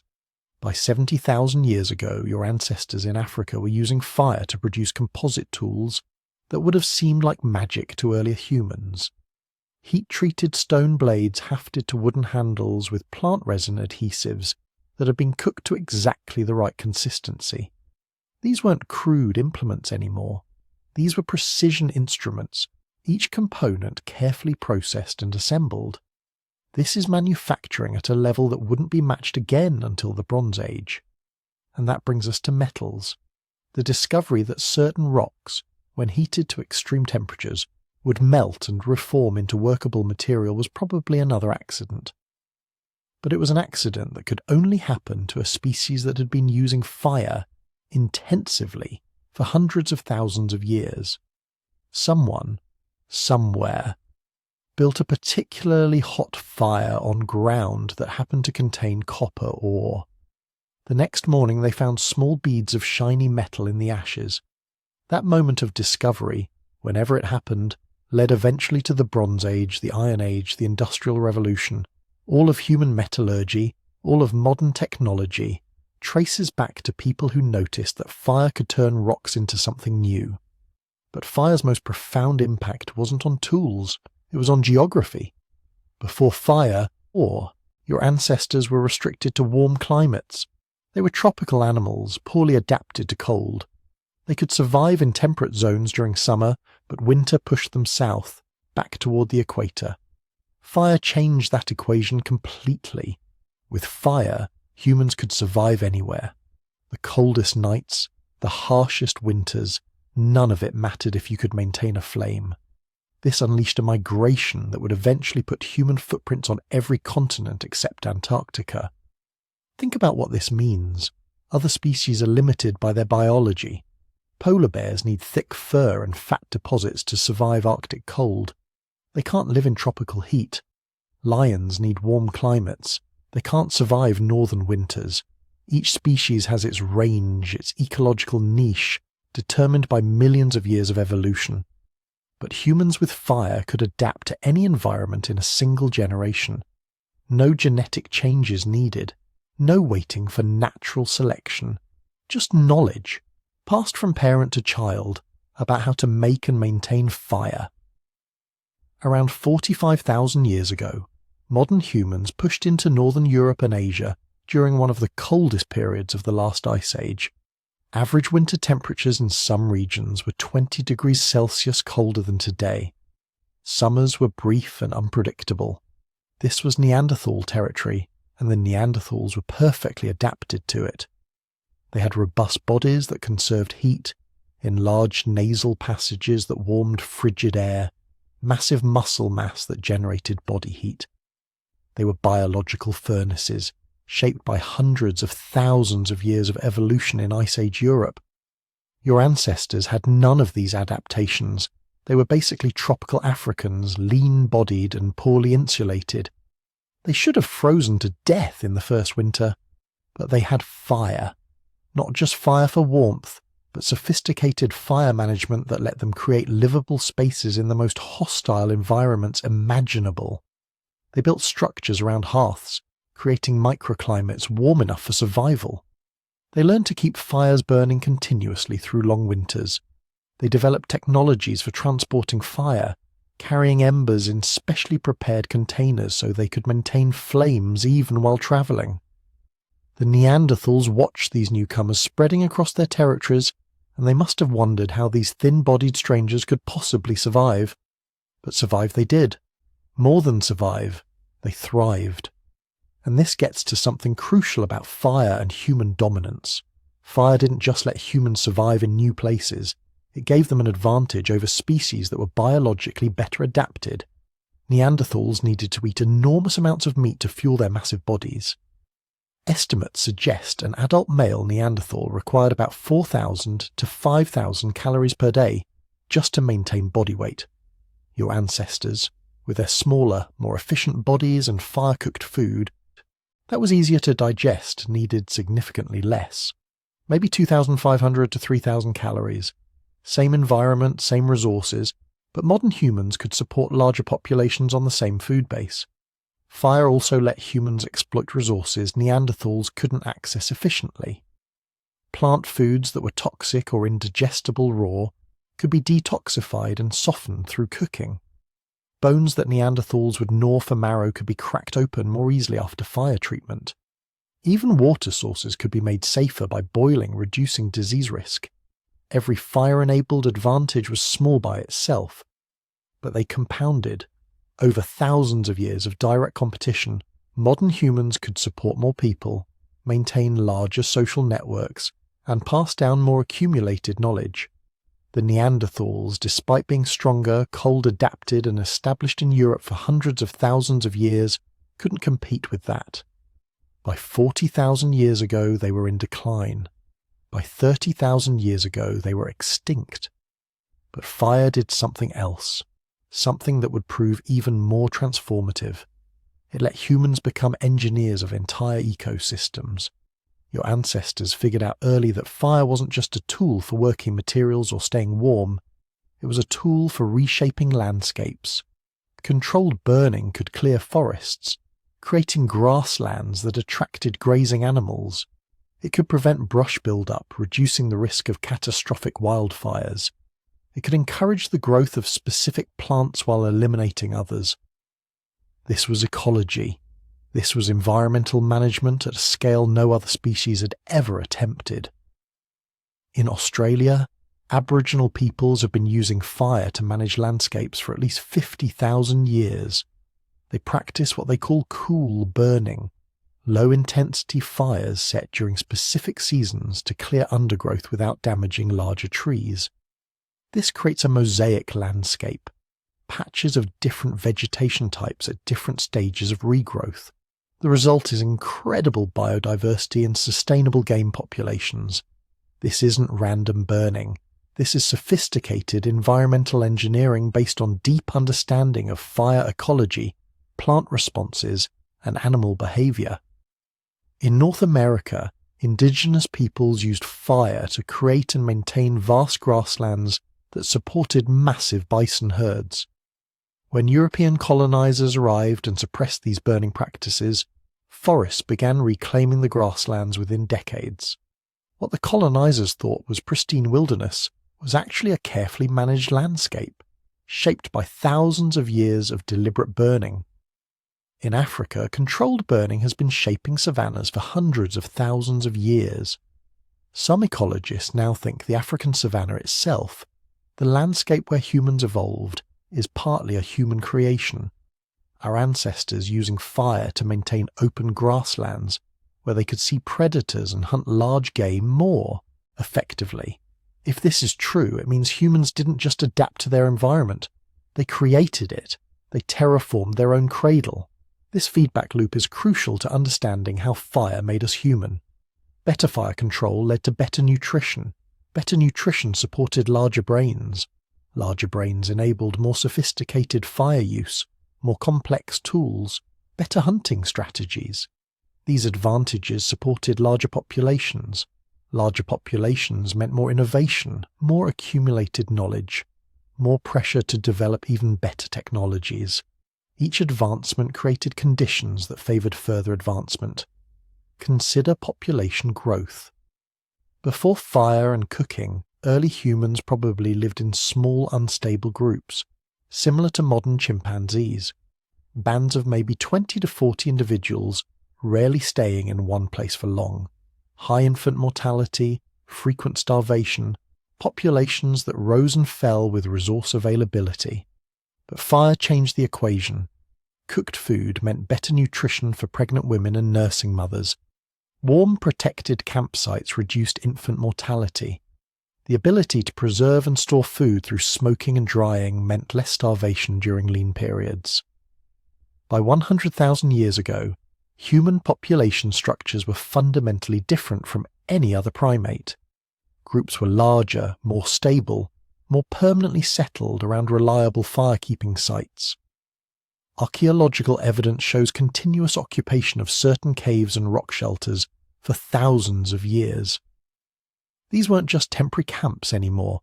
These were homes, places where multiple generations lived, died, and passed down knowledge.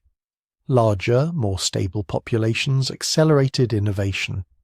More people meant more potential inventors. More generations living in the same place meant better knowledge preservation. Children learning not just from parents but from grandparents, accumulating decades of experience. This is what anthropologists call the ratchet effect. Each generation builds on the previous one's knowledge, and the achievements don't slip backward. You don't have to reinvent fire-making or spear hardening every generation. It's passed down, refined, improved. By 10,000 years ago, this fire-enabled ratchet had brought humans to the brink of the agricultural revolution. But here's what's interesting. Agriculture wasn't a sudden invention. It was the culmination of tens of thousands of years of fire-based landscape management. Your ancestors had been using fire to encourage useful plants for millennia. They knew that burning cleared land, enriched soil with ash, and promoted new growth.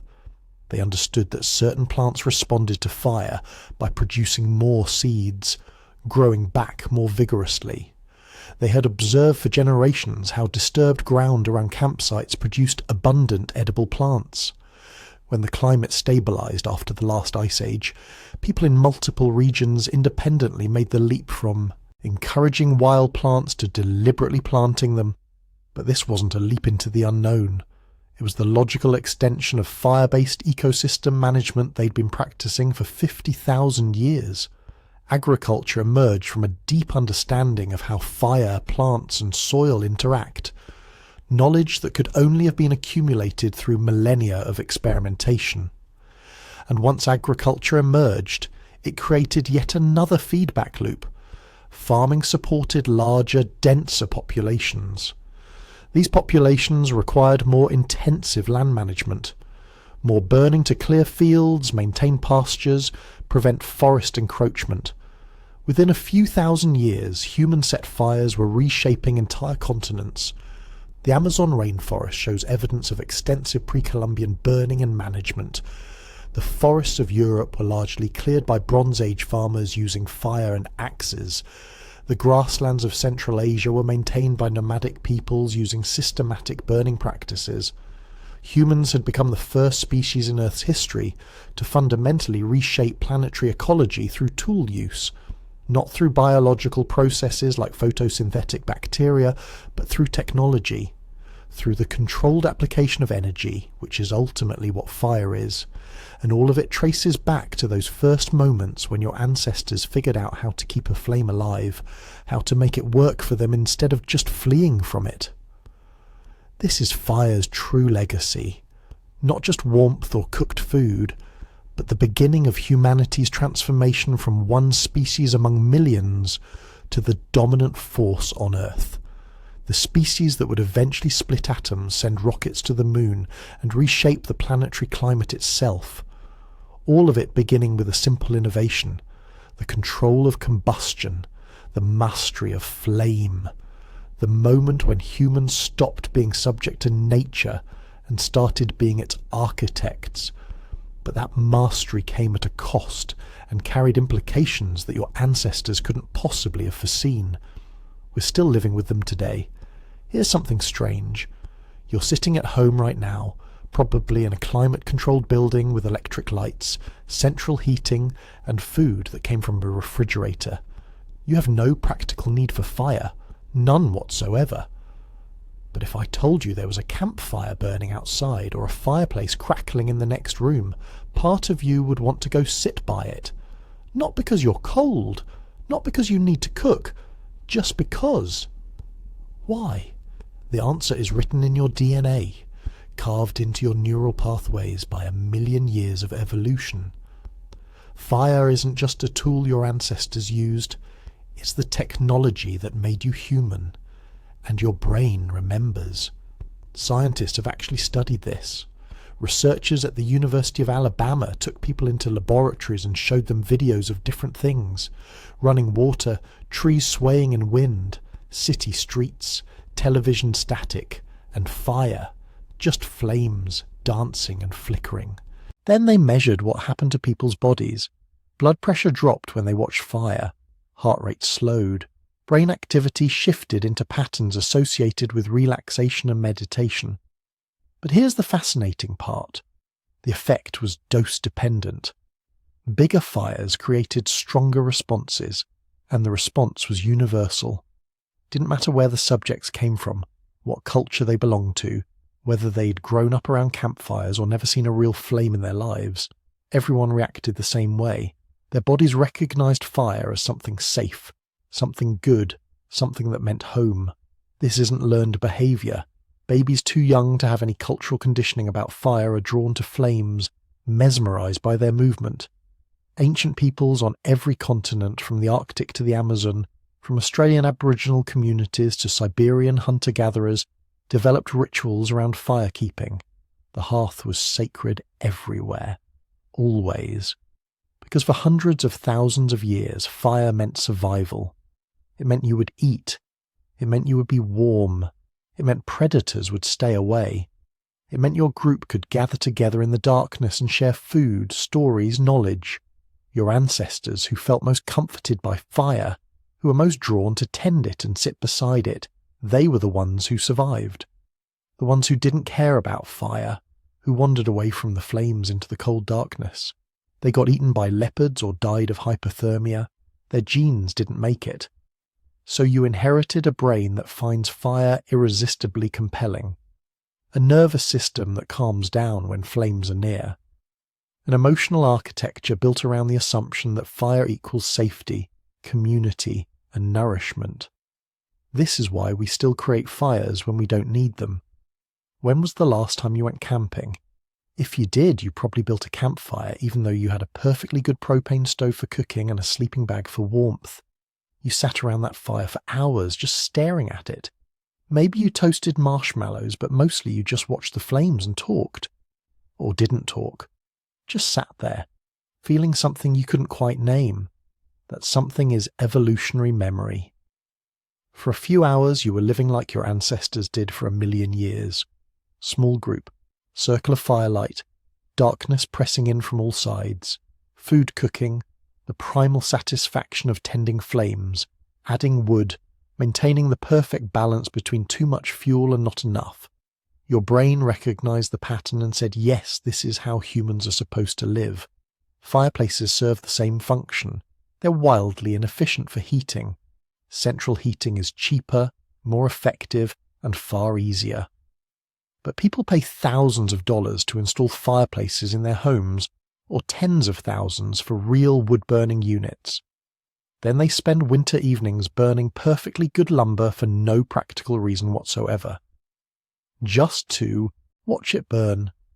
Just to feel right. Real estate agents know this. Homes with fireplaces sell faster, and for more money than identical homes without them. Even non-functional decorative fireplaces increase property values. Even electric fireplaces with fake flames trigger some of the same neural responses as real fire. Your brain wants fire so badly, it'll accept an obvious simulation over nothing at all. But the fire connection goes deeper than just watching flames. It's written into your biology in ways you probably never think about. Consider this.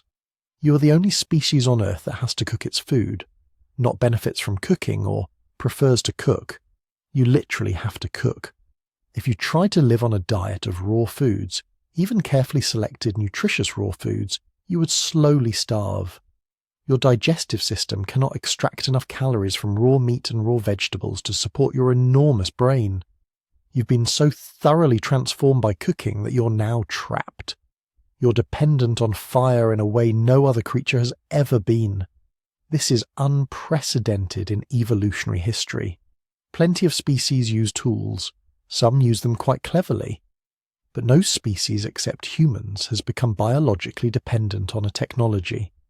Your gut is smaller than it should be for an ape your size. Your jaw muscles are weaker. Your teeth are reduced. Your colon is shortened. All because for hundreds of thousands of years, your ancestors outsourced the work of digestion to fire. Cooking is pre-digestion, breaking down tough plant fibers and denaturing proteins before they ever enter your mouth. This saved energy, which got redirected to your growing brain. But it also made you permanently dependent. You can't go back. A modern human raised on cooked food who suddenly tried to adopt a raw diet would face malnutrition, dramatic weight loss, reproductive problems. Women on strict raw diets often stop menstruating because their bodies don't have enough energy to support both basic metabolism and reproduction. This is fire dependence written into your flesh. Yet most modern humans have completely lost the skills their ancestors considered essential. Quick, right now, could you start a fire without matches or a lighter? Not with a magnifying glass or a battery, just with natural materials you could gather from the landscape? Probably not. Your great-great-great-grandparents 100 generations back could absolutely do this. They learned as children. It was as fundamental as learning to walk. But you've lost it. There's a whole movement of people trying to reclaim these skills. Primitive technology enthusiasts spending weekends in the woods, practicing bow drill fire-making and hand drill methods. Learning to identify the right woods for friction fire. Understanding the precise technique needed to generate enough heat to ignite tinder. It's hard, really hard. Even with instruction, it can take hours of practice before you succeed in making your first fire from scratch. And these are people with modern nutrition, medical care, and education. Imagine learning this as a child in the Paleolithic, knowing that your life and your family's lives might depend on this skill someday. Some anthropologists think this is why primitive fire-making became ritualized in so many cultures. It was too important to leave to chance. Firekeepers in ancient societies often had special status, responsibilities, taboos. The knowledge of fire-making was sacred because it literally was the difference between life and death. When fire went out, people died. This happened repeatedly throughout history. Arctic explorers freezing to death when they couldn't relight their stoves, shipwreck survivors dying of hypothermia on cold shores, indigenous peoples preserving coals during migrations, carrying fire with them rather than risk trying to remake it in an unfamiliar landscape. The loss of fire was catastrophe. Now you flick a switch and get instant light, turn a dial and get instant heat, press a button and get instant cooking. You've abstracted fire into electricity and gas, made it safe and controllable, and utterly reliable. This is progress, obviously. Nobody wants to go back to the constant fire-tending labour of pre-industrial life. But something has been lost in the translation. When fire becomes invisible, when it's hidden inside wires and pipes instead of burning in the centre of your home, you lose the visceral connection to the technology that made you human. And maybe we've replaced it with something else. Think about where people gather in modern homes, not around fires anymore, but around screens, television screens, computer screens, phone screens. Flickering light in the darkness, everyone's attention focused on the glow, gathering together to share information and stories. Sound familiar? The screen has become the modern hearth. Families gather around televisions the way they used to gather around fires. Couples eat dinner illuminated by laptop screens. Teenagers sit together staring at their phones. The technology has changed, but the behavior pattern is identical. Humans gathering around a light source in the darkness to share experiences. We've transferred the ancestral fire-gathering instinct onto new technology. But screens aren't fire. They don't provide warmth. They don't cook food. And critically, they don't trigger the same physiological responses. Remember those studies showing how watching fire reduces blood pressure and heart rate? Screens do the opposite. Screen time before bed disrupts sleep. Extended screen exposure increases anxiety and stress markers. The blue light from screens tells your brain it's daytime, suppressing melatonin and keeping you alert when you should be winding down. Screens have hijacked the social function of fire without providing any of the biological benefits. This creates what evolutionary biologists call a mismatch problem. Your body is designed for a world where gathering around fire in the evening meant safety, food, and approaching sleep time. It used fire's warm light spectrum as a signal to start producing melatonin and preparing for rest. Now you bathe yourself in blue-white screen light until minutes before bed, then wonder why you can't sleep. Your circadian rhythms are confused. Your ancient fire-adapted biology doesn't understand this new world. The same mismatch shows up in food. Your digestive system evolved for cooked food, yes, but it evolved for food cooked over fires. Roasted meat, tubers baked in coals, vegetables steamed in earth ovens. This is very different from industrial processed food. Your ancestors cooked food to make it digestible, to kill parasites, to break down toxins. They didn't add corn syrup, artificial flavors, or preservatives. The nutritional problems plaguing modern society, obesity, diabetes, heart disease, these are partly mismatch problems. Your fire-adapted biology encountering foods that would have been incomprehensible to your ancestors. Some people are trying to bridge this gap. The paleo diet movement, whatever its scientific merits, represents an intuitive recognition that modern food might not match our evolved digestive systems. People cooking over wood fires or coal, trying to recreate ancestral food preparation methods. There's probably something to this, even if the specific claims are oversimplified. Your body does recognize certain patterns as correct, certain flavors and textures as proper food, and those patterns were established by hundreds of thousands of years of fire-cooked meals. But here's what's really profound. Of all the technologies humans have invented, fire is the one that most completely defines us. Not language, because other species have complex communication. Not tools, because other species use those too. Not agriculture, because that came very late in human history. Fire. We are the species that tamed fire, that became dependent on it, that was transformed by it into something unprecedented in Earth's history. Every major human achievement traces back to fire. Agriculture needed fire to clear land. Metalworking required fire hot enough to smelt ore. The Industrial Revolution was powered by fire, burning coal to drive steam engines.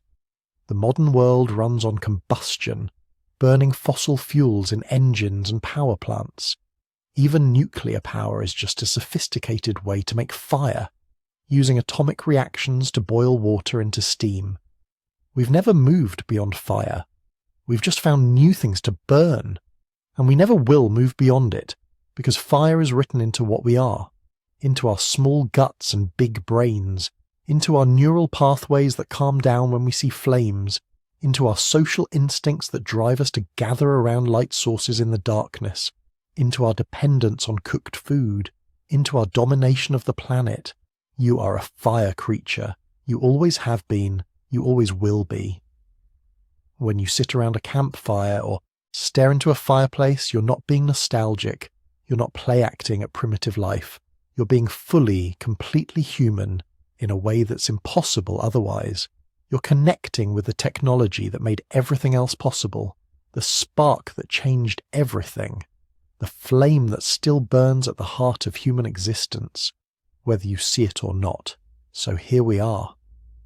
At the end of a journey that began with a single spark somewhere in the African wilderness, maybe 2 million years ago, maybe earlier. We'll probably never know exactly when or where that first human looked at fire and saw not danger but possibility. What we do know is what happened next. 3 revolutions, each building on the last, each transforming our ancestors in ways they could never have predicted. First came cooking, the simple act of applying controlled heat to food before eating it. This wasn't just a new way to prepare meals, It was biological transformation on a scale rarely seen in evolutionary history. Cooked food delivered more calories with less effort. Our guts shrank. Our teeth weakened. Our jaws became more gracile. But all that energy, all those calories that no longer needed to go toward maintaining massive digestive systems, they got redirected, upward, into larger, more complex brains. Cooking didn't just feed our ancestors. It built the hardware that would eventually let us compose symphonies, split atoms, and send robots to Mars. Then came the conquest of night. For hundreds of millions of years, darkness belonged to predators. Mammals huddled in burrows. Primates climbed trees and waited for sunrise. But fire changed that equation. Suddenly, the night became usable time. Hours that had been lost to fear and sleep became available for tool-making, storytelling, planning. We didn't just survive the darkness anymore. We pushed it back, created islands of light and warmth in the hostile void. Our days effectively doubled. More time to work meant more innovation. More time to socialize meant stronger bonds. The 24-hour cycle that had constrained every species before us became flexible, negotiable, conquerable. But the third revolution, that's the one that truly made us human, the social fire, those circles of light where our ancestors gathered after dark, where they shared food and stories, where children learned from elders and strangers became allies.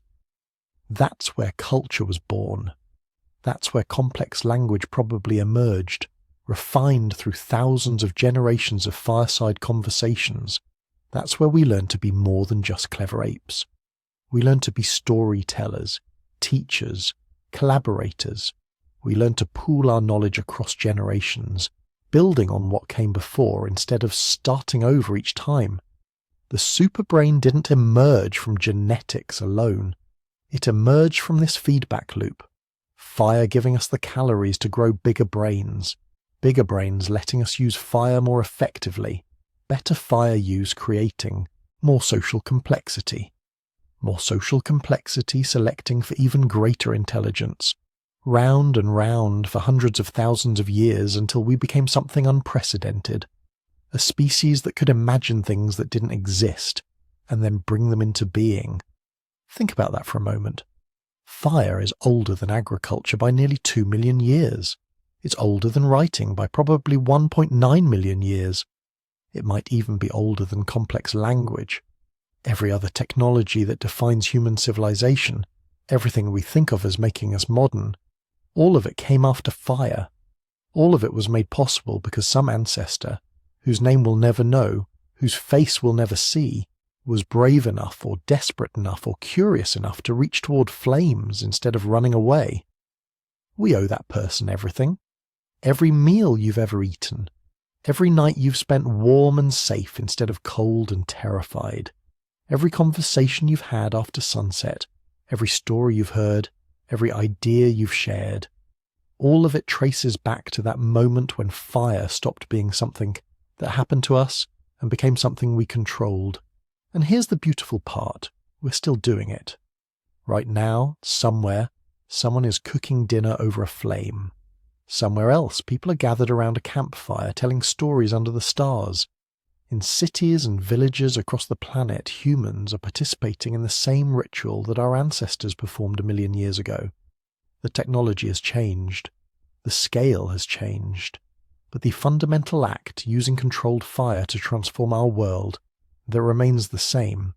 Every time you strike a match, light a stove, or sit by a fire pit, you're connecting to an unbroken chain of human experience stretching back through time to the very beginning of what made us us.